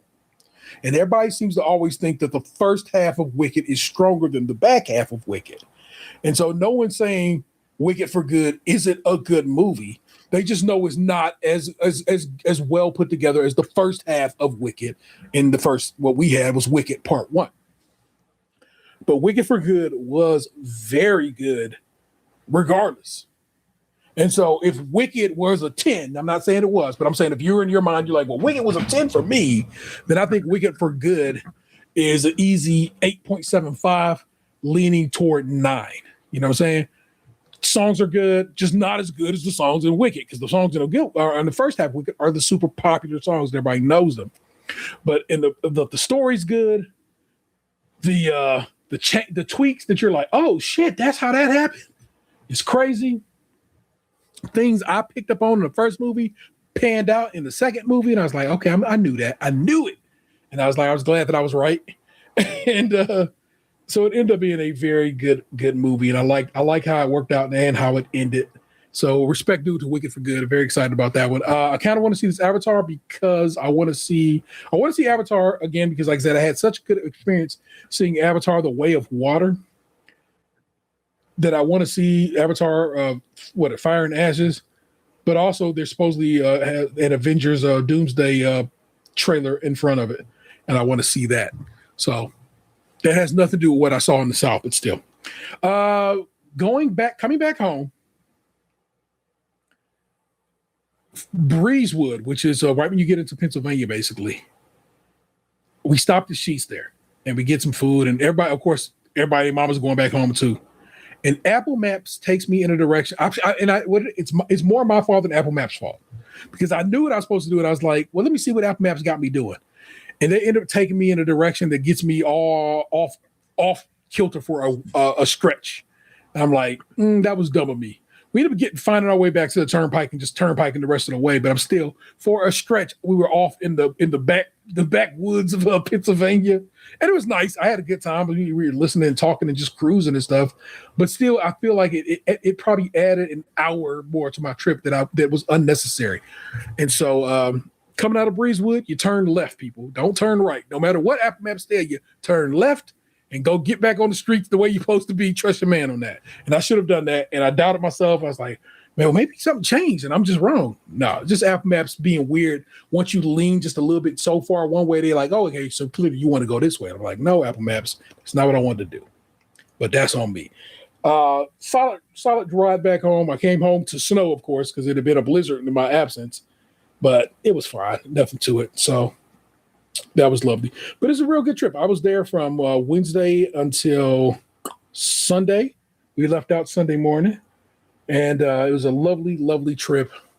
I was very happy to have gone and hung out with my family. And my mom was just happy to have had that experience. Me and my mom sat and talked for like just me and her. You know what I'm saying? Because, she stayed with my sister now. And we sat and chopped it for like an hour plus. And it was a very, very nice experience to hang out with my moms and just cipher divine wisdom. You know what I'm saying? It's me sit up under her and having her tell me about her life in Virginia and what she likes about it and so forth, and what she's been learning about it and how her and my sister living together is working out for her.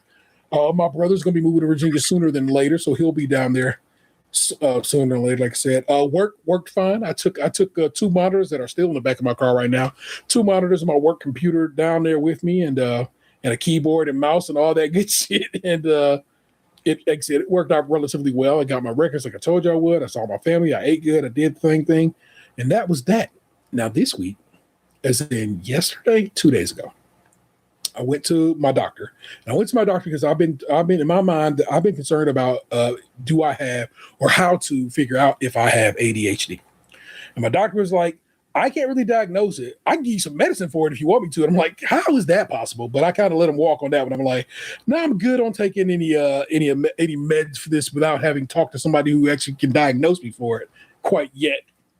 But my concern was when I did my wellness screening for work, I thought my blood sugar was my A1C. It just was my actual blood sugar looked high. It was in the normal range, but I felt like it still was like leaning toward the higher, you know what I'm saying? Mm-hmm. And so I told him that, and he goes, you want to test it? And he goes, we can do the whole, we'll do the whole panel. And I'm like, okay, cool. Let's do that. So we do the whole metabolic panel. And today they hit me up. So what's funny is, okay, so he tells me also, he goes, hey, you know what? It's time to, check your prostate for, too, especially if you have a family history of prostate cancer, which I do. My grandfather had prostate cancer. And so he goes, it's a blood test now. I go, okay, cool. And then he's like, have you ejaculated in the last 48 hours? And I'm sitting there like, well, doc, that's a good question. And I don't have the answer for you. So how about we just wait a couple of days to make sure? So today I went and got my prostate blood test done, right? Like 40 minutes later, the doctor's office is calling me. And I'm like, oh, fuck, I am dying. Because I'm like, this is crazy. But he actually was calling me about my results from the other day. And the results from my prostate test have not come back yet. But what he tells me is, your A1C is spot on. So I go look at it, and my A1C is 5. Your A1C at the low end, 4.3. At the high end, 5.6. So 5.9, or whatever. If you did the math, I am exactly in the middle of where A1C is supposed to be. So I'm perfectly normal. I have there are no concerns about diabetes, possibly. That was my concern. I was like, diabetes do run in my family, so I was worried about it. He is unhappy with my good cholesterol. So much so that he finally was like, I'm going to prescribe you something for this. Because my bad cholesterol is where it's supposed to be. It's low. It's like it should be. My good cholesterol is not as high as it should be. And you get that through exercise and they say a Mediterranean diet. But also at this point, he's just like, I just want to put you on and I don't know what the drug is called because they literally called me to tell me it starts with a C or something like that. So he wants you to take that medicine to try to get my good cholesterol a little bit up because that is currently not where he wants it to be at. But otherwise, I'm actually in decent health. I talked to him about considering maybe starting injectables in the new year. And he told me about the one that I discussed. I talked about you. And I was like, my man's takes this joint. And that's the one he was basically the one, what is it called? Tirzepatide is the one that's in like all the actually approved injectables. Yeah. I'm using retatrutide. Okay. So the one he was talking about was the government name is Zepbound, right? Yeah, that's the one, like the one that you can actually get as a prescription that's the most powerful. It uses tirzepatide, same as like Mounjaro. So the reason he was talking about that one is, and you may have come across it, and I certainly did myself the other day. The World Health Organization actually was like, this is the medicine to treat obesity. And they finally just said, we're going to stop saying obesity is something that people can just handle themselves. It's not. And it actually is a disease that has to be looked at like self. Yes, people have, gone on diets and lost weight and so forth and so on. But rarely, if ever, do people stay on point without surgery or something else. And we have these medicines now, and the World Health Organization is straight up been recommending and saying now says this is the one to help people really get the weight off and keep the weight off. And I was like, my man's be having poop issues, and he goes, yeah. He goes, people sometimes are either shitting their brains out or not shitting at all. And I'm like, how is it on both ends of the scale? That's crazy to me, right? But I guess that's a possible thing. But I know our job is starting to cover some of those starting next year. And if they cover it, then I will probably begin on that journey early in the new year myself. So we'll see how that plays out. I actually just did that tonight. When you told me you had just got home, I knew what it was. I'm like, whatever happened yesterday that didn't get you over there, that you had to go slide out tonight instead. I was like, my man just going out on a Thursday night unless it's a mission. So I knew what it was. So I'm glad I'm glad you're still on it. I'm glad you're having success with it, and maybe I can join you in that success as well.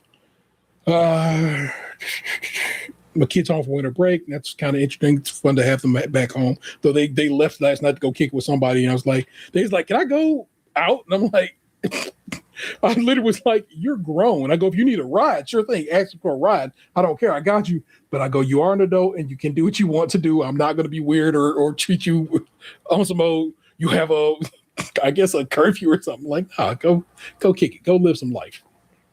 And they did. And I think that's kind of wonderful. That's a thing that they are whatever about. Yeah. Otherwise, you're all caught up.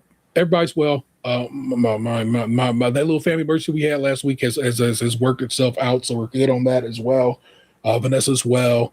I'm doing good, so forth and so on. So the hustle was hustling. I had my year end today, and I don't like the way I'm being measured on it, because of course I didn't start the year in this department, but the way they did the numbers for me is like, you've been here since January, but I haven't been there since January. I've been at this job for so long, and so if in around the raise time next month, if they try to come on some bullshit, then I might have to have an HR discussion, because I'm not going to take some bullshit. So I'll tell you that.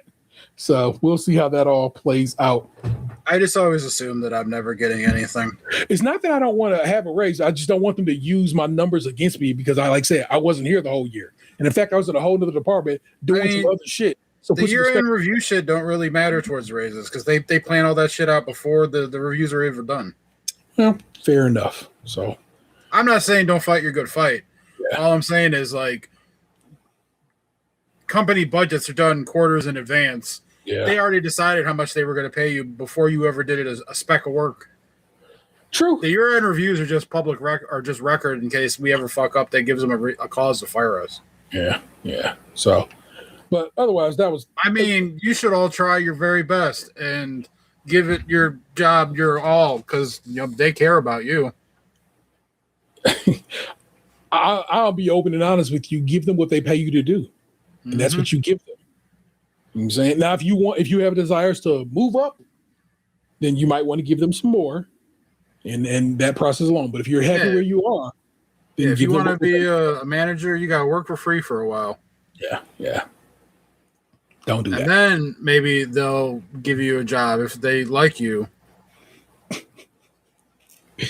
Oh my God. I talked to them about that in a meeting once, and they seemed so like, what do you mean? I go, I'm telling you right now, that dude got a job that none of us knew existed. That's a problem. You know what I'm saying? And they was like, no, that's not what happened at all. I'm like, you can tell me that's not what happened at all, but I know what happened. And in fact, in your old roommate's case, he told me as much. I knew the deal. I didn't make that up in my mind. I was told by the person who got the job they whipped him up a job for him. You know what I'm saying? So don't come with me. I ain't put him on blast like that because you know what I'm saying? I'm never gonna play nobody, but I'm just saying, watch yourself out there. Don't be lying to me because I know, and I got folk that'll talk. So chill with that. But there you go.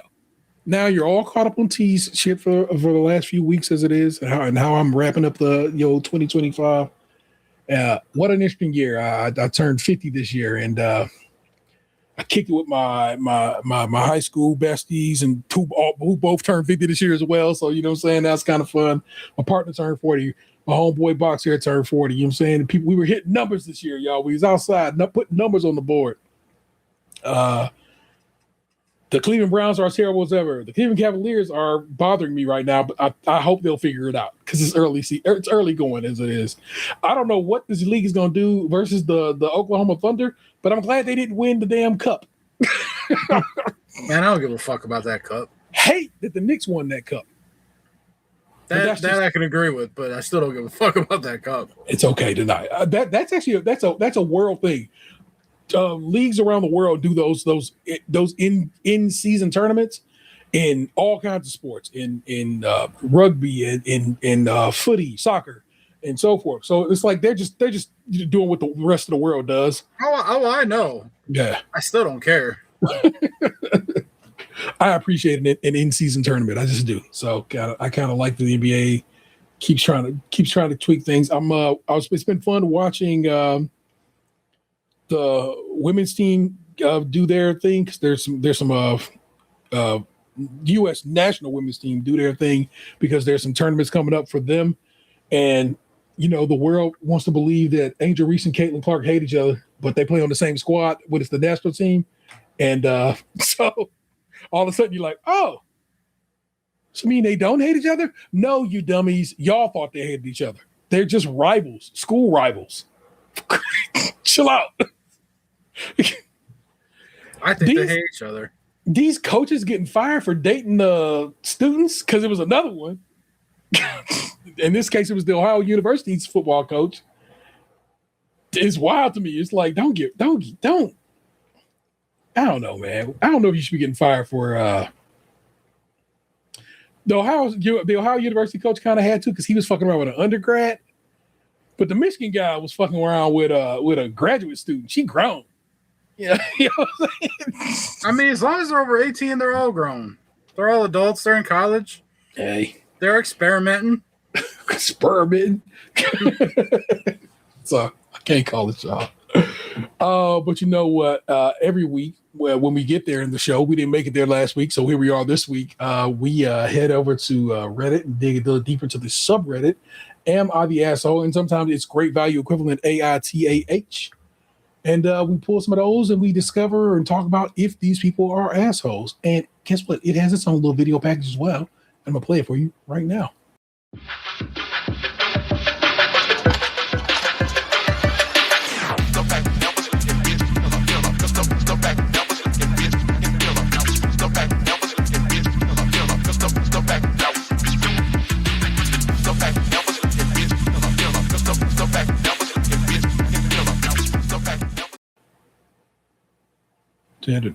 All right, y'all. Let me pull up these options for box to peruse. Am I the asshole? Mom mad because I don't want to clean her dirty sex sheets. Did you just say, am I the asshole because I don't want to clean my mom's dirty sex sheets? It's those words. Okay. Would I be the asshole telling my ex-husband's fiance he's using the diamond from my ring from our marriage? And am I the asshole for going out of town for a concert while my daughter was sick? I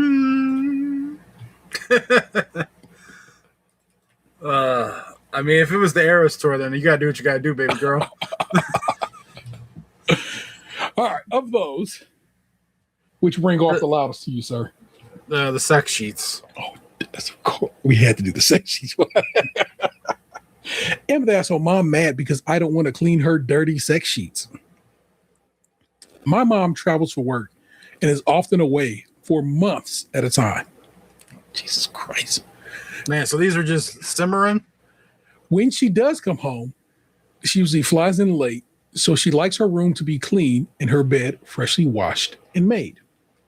I'm happy to oblige because she's letting me live at home for free while I save up for my own place, and it's a simple request to just want the house to be clean. Plus, she's my mom. She's been dating this guy and has him over sometimes when she's in town. The last time she was here was Thanksgiving, and this guy spent the night at our place. I know that him and my mom had intimate relations. I love that phrasing. Because here's where the guy's already wrong. He didn't spend the night at your guys' place. He spent the night at your mom's place. I know him and my mom had intimate relations because I could hear it from my room. Yes, gross. But she's an adult and I'm living at her house, so it is what it is. Anyway, she leaves to go back to work the next day without cleaning her room/sheets, and now she'll be coming home next week for the holidays. I told her I didn't feel comfortable cleaning her dirty sheets because I don't want to touch her dirty sheets that have those bodily fluids on them. She got pissed off and was saying that it's not a big deal as housekeepers in hotels clean dirty sheets all the time. But I stood 10 toes down that I'm not touching those sheets even with gloves. She's still pissed and said she'll do it herself. But I don't understand how she doesn't understand that I actually feel offended that she'd expect me to handle those sheets in the first place. Am I this just be a little bit of a bitch. Sir, I'm not cleaning nobody's sex sheets. You don't gotta fucking lay on them and pull them off, just snap the thing off the edge, throw it in the hamper, keep it moving. I hear you. Mama could have did that on the way out the door. Pull them sheets off the bed and throw them in the washing machine on your way out the fucking door.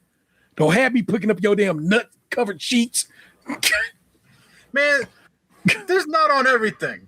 Do you think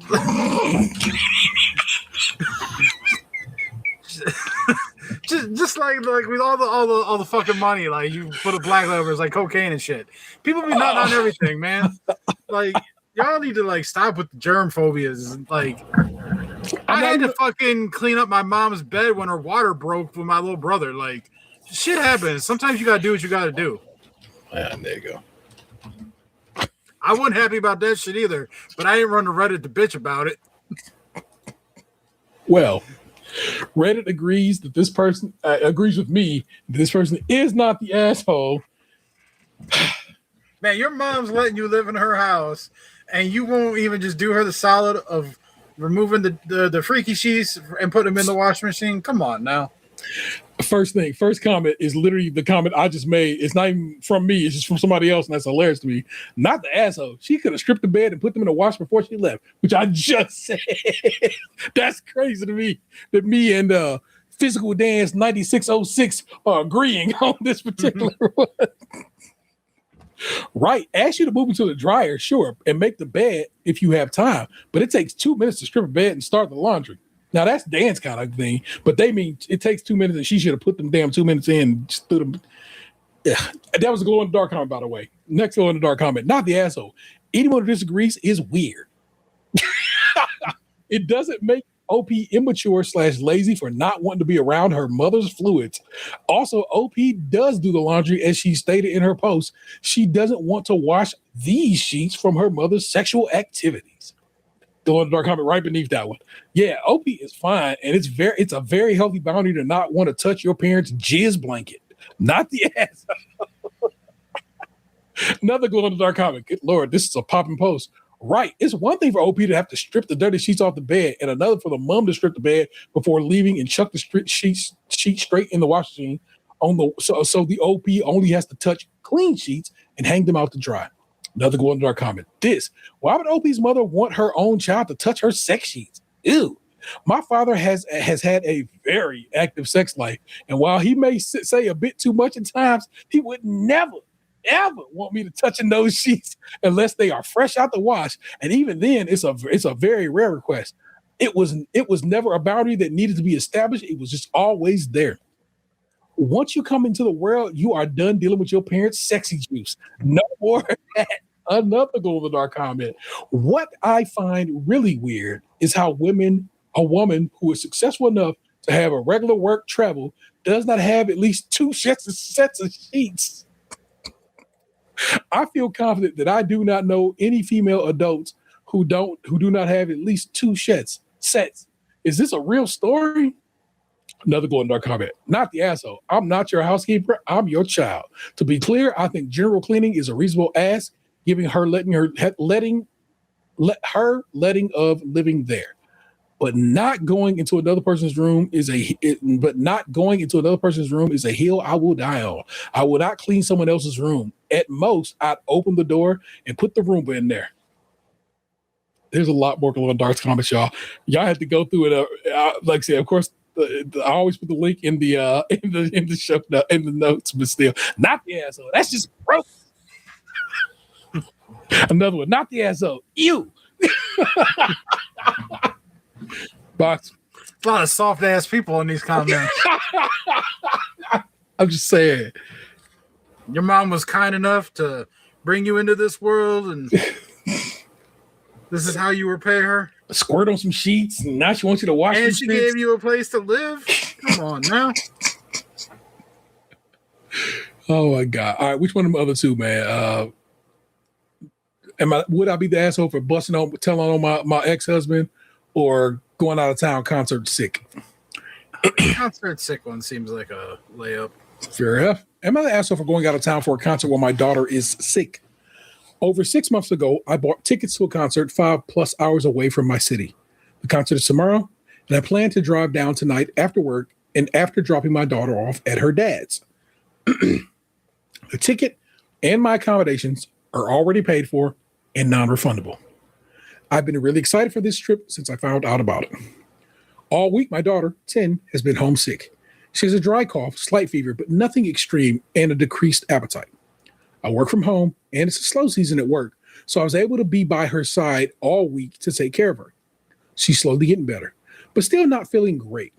I updated her dad on her condition so he could keep an eye on her. But now he's saying I'm being selfish, and I should skip my trip so he doesn't catch whatever she has. We share custody. During the school year, I have her during the week so I can stay on top of her schooling, homework, extracurricular activities, etc. I'm not on top of it. If I'm not on top of it, he can't be bothered. Her dad picks her up from school on Fridays and has her for the weekend. I pick her back up Sunday morning just before noon to take her to horseback riding lessons, and the cycle continues. The only exception is the summer, which is a lot more hectic, but she spends 90% of her summer with me or camping and traveling with my side of the family. She first started getting sick last weekend while she was at her dad's. So if he was going to catch it, he would have already. He insists I should be keeping her at my house until she's feeling better. I told him I'd be dropping her off tonight after work, and he called me a selfish bitch. Am I the asshole? Edit. Now, before we go through the edit, taking what I just given you, would this woman be an asshole for going to this concert? I'm okay with it. She's fine. Edit. To add, since people are asking, the concert is Papa Roach. Don't know if I'd go 5+ hours for a Papa Roach show, but I don't love Papa Roach like maybe this woman does. I mean, even when I was at peak Papa Roach listening, I don't know if I would have traveled more than a half hour for that. Edit 2. I asked my daughter what she wants to do. Her response: I want to go play Minecraft with Dad. Oh. No, she does not witness our arguments. They're always in text. I made it a condition in our custody agreement that everything regarding our daughter is to be discussed in writing. She knows she's loved and that I would never abandon her if she truly needed me. With a mild cold where she is actively getting better, she does not need me specifically. Oh, there's a final update here. So I didn't even realize that. There's a whole nother update. I'll go into that. Reddit doesn't think this woman is an asshole. I don't. Box doesn't. But look here, there are 1, 2, 3, 4 glow-in-the-dark comments right in a row at the beginning of this post. So let's go through them. She got sick while at his house, and he had no problem sending her to you and risk you getting infected. Your ex is just using this as an excuse to get out of childcare for the weekend, not the asshole. And then the next glow-in-the-dark post is 3 fingers pointing up at that post saying this part. And you need to tell him, OP, she can clearly be cared. She can clearly be cared without catching her illness, as I've cared for her all week and I'm fine. And she was in your care last weekend when she started getting sick. You seem to be fine as well. Okay, respectful. Next glow in the dark beneath that one. And she would have been the most contagious. She was staying with him, but he was fine with sending her back to OP, knowing that he might have already caught it and OP might catch it too. Not the asshole. He doesn't want you to go and have a fun weekend, OP. He is being selfish, not you. And then the glow-in-the-dark comment right beneath that, which I apparently liked, but I don't recall liking, so take my like back. So true. My mom knew she could contract my chicken pox, and she never had them. Yet, she was there for me the whole time, not to mention every year I had bronchitis. It's literally a risk you accept as a parent. My poor mom was laid down with the pox. I was too young to be of much help, but I felt a duty. To help her like she helped me. LOL. Dude. ETA, thank you so much for my first reward. So this comment was gold, and it's gold because people have awarded it. Oh, I didn't tell you, I also got my pneumonia shot, which I didn't even know they had a pneumonia shot until this year, until 2 days ago when they gave me a pneumonia shot. So I'm all kinds of vaccinated, y'all, because I recently got my COVID shot. I got my first shingles shot, and I got my flu shot. So your boy's system is brimming. That pneumonia shot kind of laid me down. I was like, wow. It really had an effect on my system. So that's a shot that if you get that, you might be feeling that. All right. Let's check out the update because she ended up writing an entire update about this. Update, Emma asked for going out of town for a concert while my daughter is sick. Friday after work, I dropped my daughter off at her dad's as planned. He answered the door with a smile, hugged our daughter. As soon as she wasn't looking, he gave me a death glare. If looks could kill, I'd be 6 feet under. Before I left, I asked him to update me on her condition in the morning, so if I needed to, I could reschedule her riding lesson.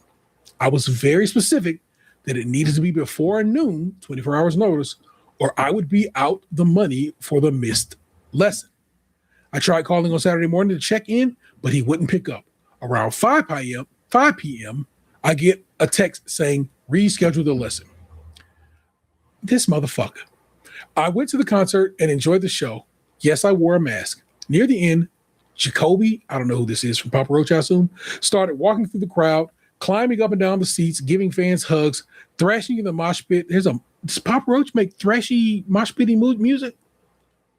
They were kind of like emo-y, sad, parents didn't love me type of music. He came. I think they've changed styles up over the years. I'm not familiar with Papa Roach's current game. Yeah. He came right up to me, and my dumb ass was just frozen in shock. What is wrong with me? I picked her up Sunday, and when I gave her the tote bag, her face. What tote bag? I don't recall reading anything about a tote bag. Okay, anyway. And when I gave her the tote bag, her face lit up like a Christmas tree. Context for those who didn't see my comment, I didn't. So thank you for this context. When I bought my ticket, I asked my daughter if she wanted to go too. She likes the songs. She likes songs like Come Around, Born for Greatness, Renegade Music, Leave a Light On. Her response, I like them, but not that much. I don't know any of those songs. Even the daughter knows we don't like Papa Roach enough to be driving 5 hours away and getting a hotel. So I asked if she wanted a t-shirt or something, and she said, not a t-shirt, but I'll take a tote bag. Okay, there we go. So now I know she got what I needed that information. So the lady was right to tell me that. After getting home, I find out she didn't spend time at her dad's at all. Shortly after I dropped her off, he had his mom come pick her up. Fuck this dude. She only got back to her dad's about an hour before I picked her up. She said she still had fun watching TV and playing board games, but she would have preferred to play Minecraft. He sent a sick child to his mama's house who could have got sick and died. This is a terrible human being, Daniel. Fuck that dude. She's still coughing a bit, but she's got her energy and appetite back, and her fever broke before I left. After dinner, we spent the evening playing crib. I don't know what that means. Cribbage? Are they playing cards? Anyway. She's still coughing. No, I just said that. Thank you to everyone who showed her support and gave genuine constructive advice. I did not expect my post to blow up like it did. To everyone who had fun roasting my taste in music, thank you for the much needed laughs. If you would like to continue doing so, I will post a comment on some other artists I listen to on my long drive. I think a few people made some wild assumptions by projecting their own trauma to my situation. To those people, I hope you find peace. Well, there you go. I am angry at her husband. Fucking son of a bitch. What a terrible dude, man. Well, people, so that was your analysis for the week. We start heading on out to past weeks. We like to wrap up each week with what we call our little entertainment section. Basically, we're going to tell you what we fuck around with these last few weeks. And if you think what we're talking about rings off, maybe you'll check it out too. If you like it, let us know that you watched it or played it or read it or whatever and how you liked it or didn't like it. Box, let me get my cursor where I need to be so I can write down what you have been enjoying or doing this week. What you've been watching, playing, doing, so forth and so on. I watched the whole season of Welcome to Derry. Yeah, Vanessa just finished, I believe, that last episode yesterday. I heard it. I'm over here editing the show, our show that went up, but she's right there watching it. And now she's like, oh my God, that's fucked up. That's all over and over again. So whatever that last episode we had going, it was going down for her. Very good. I watched the movie Marv. It's got like Zoe Deschanel and the guy who plays Daredevil. Charlie Cox. What's it about? This couple they were a couple. They were together. They adopted a dog. Then they broke up. So they were like co-parenting a dog, but the dog's depressed. So they're trying to get the dog happy again, and they end up discussing their relationship. It's like a rom-com-y kind of movie of sorts. It's on Amazon Prime. Did the dog die? The dog did not die in this one. Okay. Then I might watch Marv. If the dog died, it was off the plate, my nigga. Yeah, it wasn't like what Marley and Me. It didn't have Marley and Me vibes to it. Okay. What else?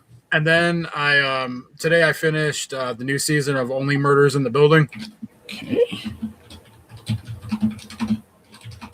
All right. And your thoughts on that this season? I love that show. Really? And what's the vibe? I don't know the vibe of the show. It's like quirky, but like well written. It's like it. I need to watch the second season of Poker Face on Peacock, which I might actually start tomorrow. Now that I need something else to watch now. Mm-hmm. But like Poker Face is like a well written detective show because I think it's written by the guy who does like Knives Out. It's Ryan Johnson. Yeah. And so each episode it was like a really good story. I feel like they do a good job interweaving the various aspects throughout the season but you also get like Martin Short's like quirkiness, and you get like Steve Martin's kind of like good guy, but like I don't know, like soft, kind of a bitch vibe. And I know I keep saying vibe. I've come around on vibe, I guess.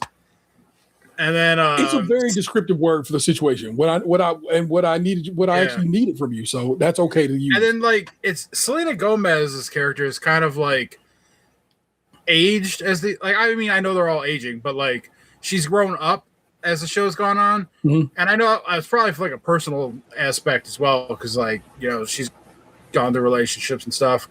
But she seems more adult now as the show's gone on, where she was like younger when it first started. Okay. And so it's like she's been an interesting character to watch throughout the show. Okay.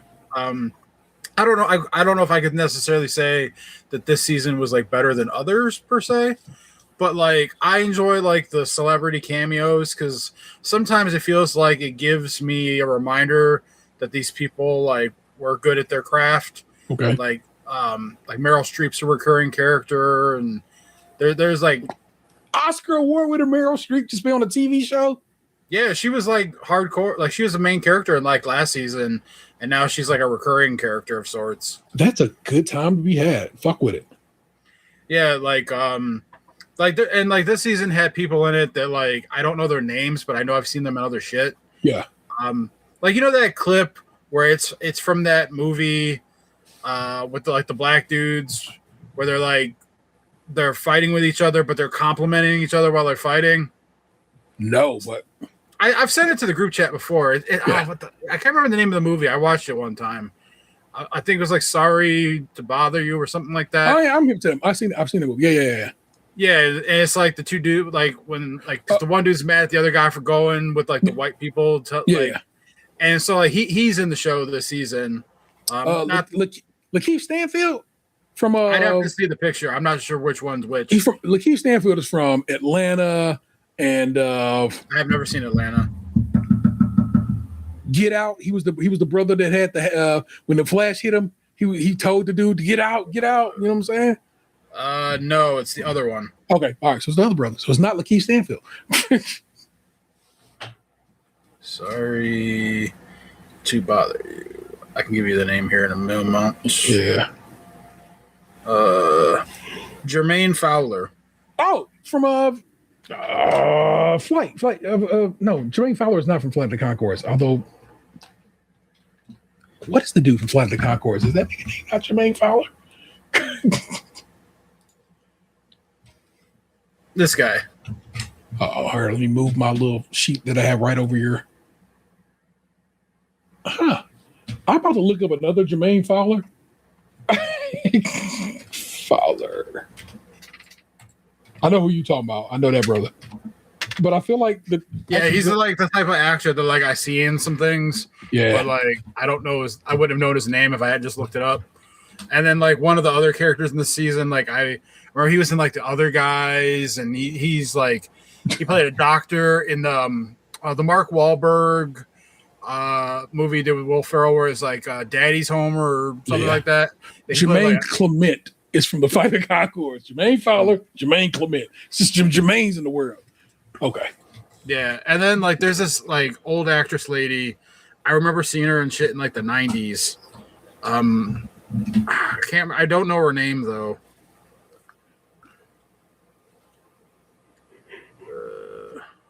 God damn it. Come on. There we go.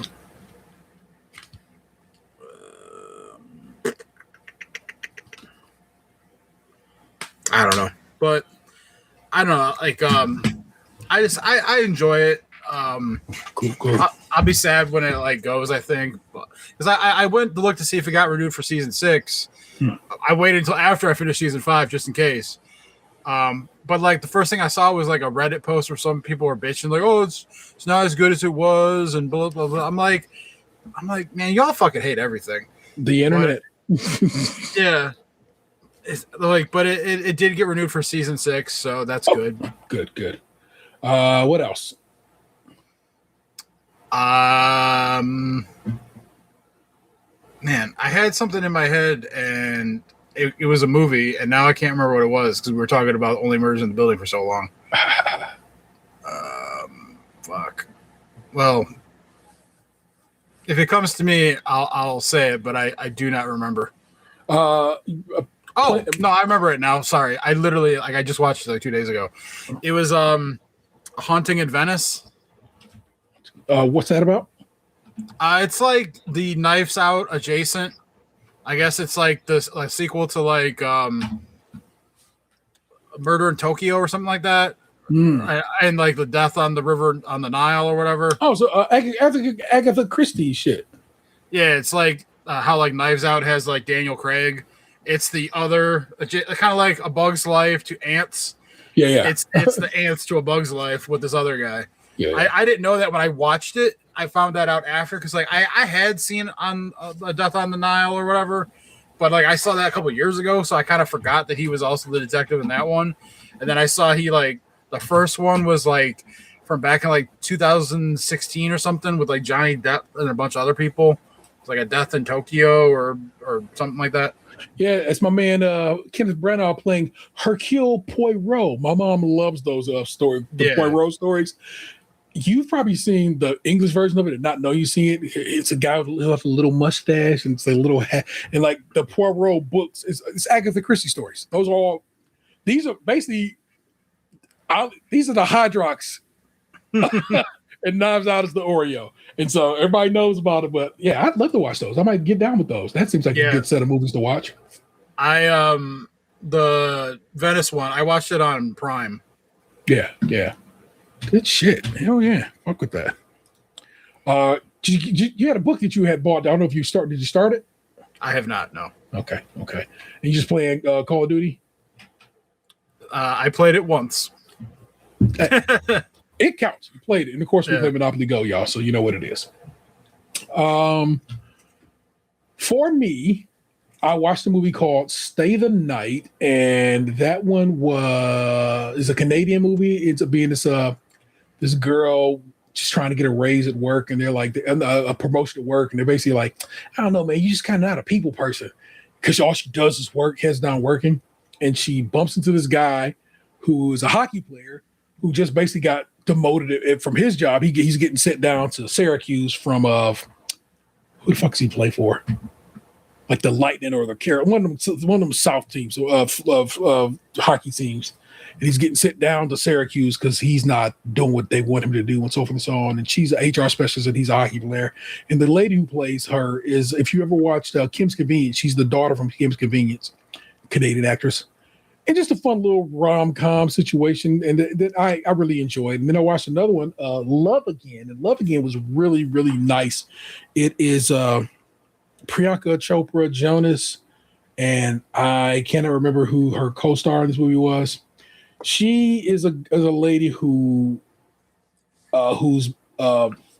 boyfriend, but he really was just about to propose, so I can say fiance without much. Literally died with a ring in his pocket, gets killed right in front of her. They were at a coffee shop together. He gives her a kiss to leave to go out, and some drug driver comes and hits him right there. And she like sees it happen. You know what I'm saying? So she's fucked up off of seeing her boyfriend get killed. And then there's another guy, and he's a writer, and he's supposed to be writing about music. And this movie, weirdly enough, has Celine Dion in it throughout it. Celine Dion is a part of this movie, and she's so good. So good. Also, you will really find out that you know a whole lot more Celine Dion songs than you think you do by heart. When you watch this movie, you're going to be like, damn, I know a lot of Celine Dion tracks, don't I? And it's so good. And I want to say I watched both of those on Prime. And highly recommend. I really enjoy. If you love rom-coms, and I'm a rom-com guy, I would tell you to watch it again. Stay the Night and Love Again. I am watching Pluribus on Apple TV. I need you to just turn on Apple TV on your TV. It's going to give you a QR code. And that's how I sign into Apple TV. Just screenshot or take a picture of that damn QR code and mail it over to me so I can just hit yes on it. And you will be signed back into Apple TV because you need to watch Pluribus. And also anything else you want to watch on Apple TV. But Pluribus is that shit. And it's so good. And I'm telling you right now, you should be fucking with Pluribus. It's so, so, so good. I'm episode 8 of 9 is this week, comes out here in the hour. And I won't be able to watch it tomorrow night when Vanessa gets off work, because that's the show we watch together. And I love it so much. And I love watching people recap it on YouTube and so forth. It's a really amazing show. So it's from Vince Gilligan, the guy who did Breaking Bad and Better Call Saul, and a bunch of episodes of X-Files back in the day. And this is definitely more X-Files than Breaking Bad, although it does take a lot of place in Albuquerque. So, that's a good time to be had there. I watched all of part 5 or part 1 of season 5 of Stranger Things, and that shit is fire. Oh yeah, I watched that too. Man, they came back because this is their last season, of course. So they came back, was like, okay, I'm reloaded. You think you big time? Fucking with Stranger Things, you gonna die big time. It was so good, and I'm so hyped to see it. And it's like you watching, you like, they've been playing this shit this whole time. Or if they hadn't been, they made it work this whole time. I'm like, hell yeah. Will Byers, I see you. So yeah, you should be watching Stranger Things if you have not. The next part comes out on Christmas, and the finale comes out on New Year's. So get ready to wrap up Stranger Things. It's fun having watched these children grow up into the adults they are. They're really good actors, all of them. It's just a fun time to watch them go at it, and I really enjoy this show. And I find it hilarious. Hilarious is far too wrong the word for it. Interesting that Nancy and Will's older brother, those actors, are together and have been together for years at this point. It's gross. But they are a couple in real life, so that's kind of cool. A showman's changed and whatever. I finished Ghost of Yotei. I platinum Ghost of Yotei on PlayStation 5. I beat the stuffing out of that game. When it's all said and done, I can tell you right now, I can tell you how much I put into that game. Let me pull up my PlayStation app here. 112 hours is what I put into that game. And again, I 100% of that game. I beat that game like I beat no other. I'm currently in the midst of playing Metroid Prime 4 Beyond, the Switch 2 edition. It's so good. And what's funny is there are a good chunk of people on the internet who, again, don't like this game. And the reasons they don't like it are dumb to me. And so I love this game and have been having a really, really, really great time with it. And I'm almost done with it. I'm almost at the point where I'm about to go to the last level, and I'll probably wrap that up over the weekend here. I read through Dan Brown's latest book, The Secret of Secrets. Dan Brown is the guy who writes the Da Vinci Code. That book had 139 chapters, Dan. Damn. And it reminds me of Roy Kent talking about when he was reading Da Vinci Code. He goes, the chapters are so short, you can't help but keep reading it. And that's exactly what it is. It's 139 short-ass chapters in a long-ass book that ended up being a real fun little bit of a murder mystery romp, because that's how my man Robert Langdon gets around in Europe. And I'm not saying I can highly recommend it, but if you enjoy the Da Vinci Code series of books, and there's many more after that, then yeah, I can tell you to get down with this one. It's a very nice, fun little adventure here. You remember last week, or if you're maybe not, that my hold for Without Remorse and then Rainbow Six came through while we were on the air. I went through Without Remorse, a very good book. It takes place in 1970, and it takes place around Baltimore, and this character is avenging his this girlfriend that got killed after his wife got killed. Basically, imagine John Wick in the 70s, and the dog is his girlfriend. Crazy. It's crazy how it goes down, but it ended up being a real good book. And of course, Rainbow Six is the direct sequel to it, though the character shows up in other books in the Tom Clancy verse. But this is the direct sequel to it. It happens like 25 years later, and he is Rainbow Six, the character. He actually is. That's his title. He is the titles are throughout Rainbow Six are people, and they are Rainbow 1 through whatever, and he is Rainbow Six, the leader of the organization that is Rainbow. And so I just started that one today. I saw somebody on TikTok talking about this author who has won multiple what the fuck are they called? Jupiter Awards, I think. It's right is the they get for sci-fi fantasy and N.K. Jemisin, and they said her book series of the 5th season, it's like 2 or 3 books, is real good. So I went ahead and just threw a hold on that, and that hold popped up today. And so I'll probably start that one after I finish Rainbow Six. So I'm on it. I love these. I don't know.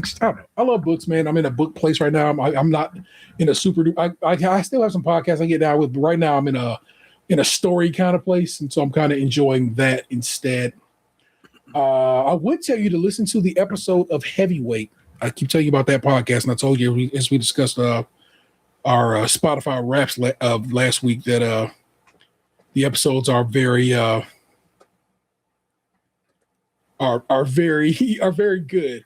But I would tell you to listen to number 65, Meredith. That one came out on December 11th, and it's funny and also interesting to listen to, is it's about this woman who ate her kids' weed gummies and is mad that he hasn't apologized to her about it 3 years after the fact.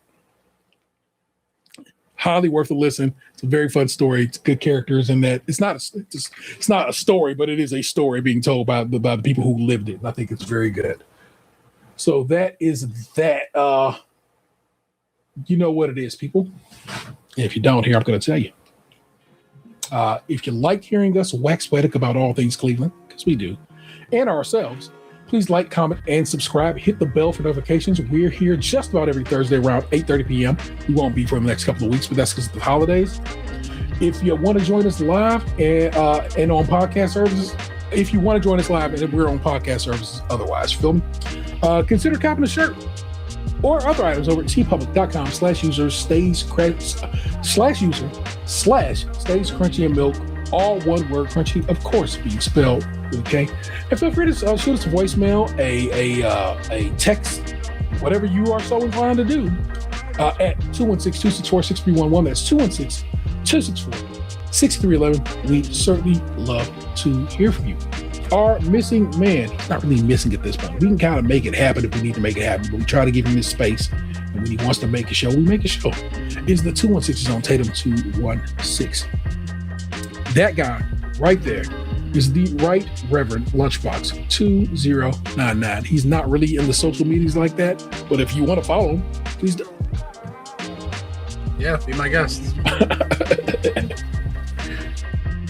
I am the Internet's Terror 713. Happy holidays, Merry Christmas, Happy Boxing Day, Happy New Year. I think we're wrapping up Hanukkah as we record it, so I can't really, give you if you hear this next week, trust I told you Happy Hanukkah this week. Okay, vibe. And any other holiday in the mix of, if I don't tell you, whatever. May your team will be starting soon. Yeah. May your team win its bowl game. When's the next Bake-Off season starting? We got to stretch. So the next one will of course be the Great American Baking Show, and they usually come back around the spring. But who knows? We should record a Christmas episode, and if I do that, it'll be this upcoming Tuesday, and I'll try to have it up on Christmas Day if I pull that off. I have not pulled that off yet. I've not discussed it with anyone yet, so don't take it on that one. But we'll see. Don't worry about it. But you know what it is. Don't make me push into traffic. We'll do it again next time. Peace. What happened to your ass? It was too beautiful. Stays crunchy and milk.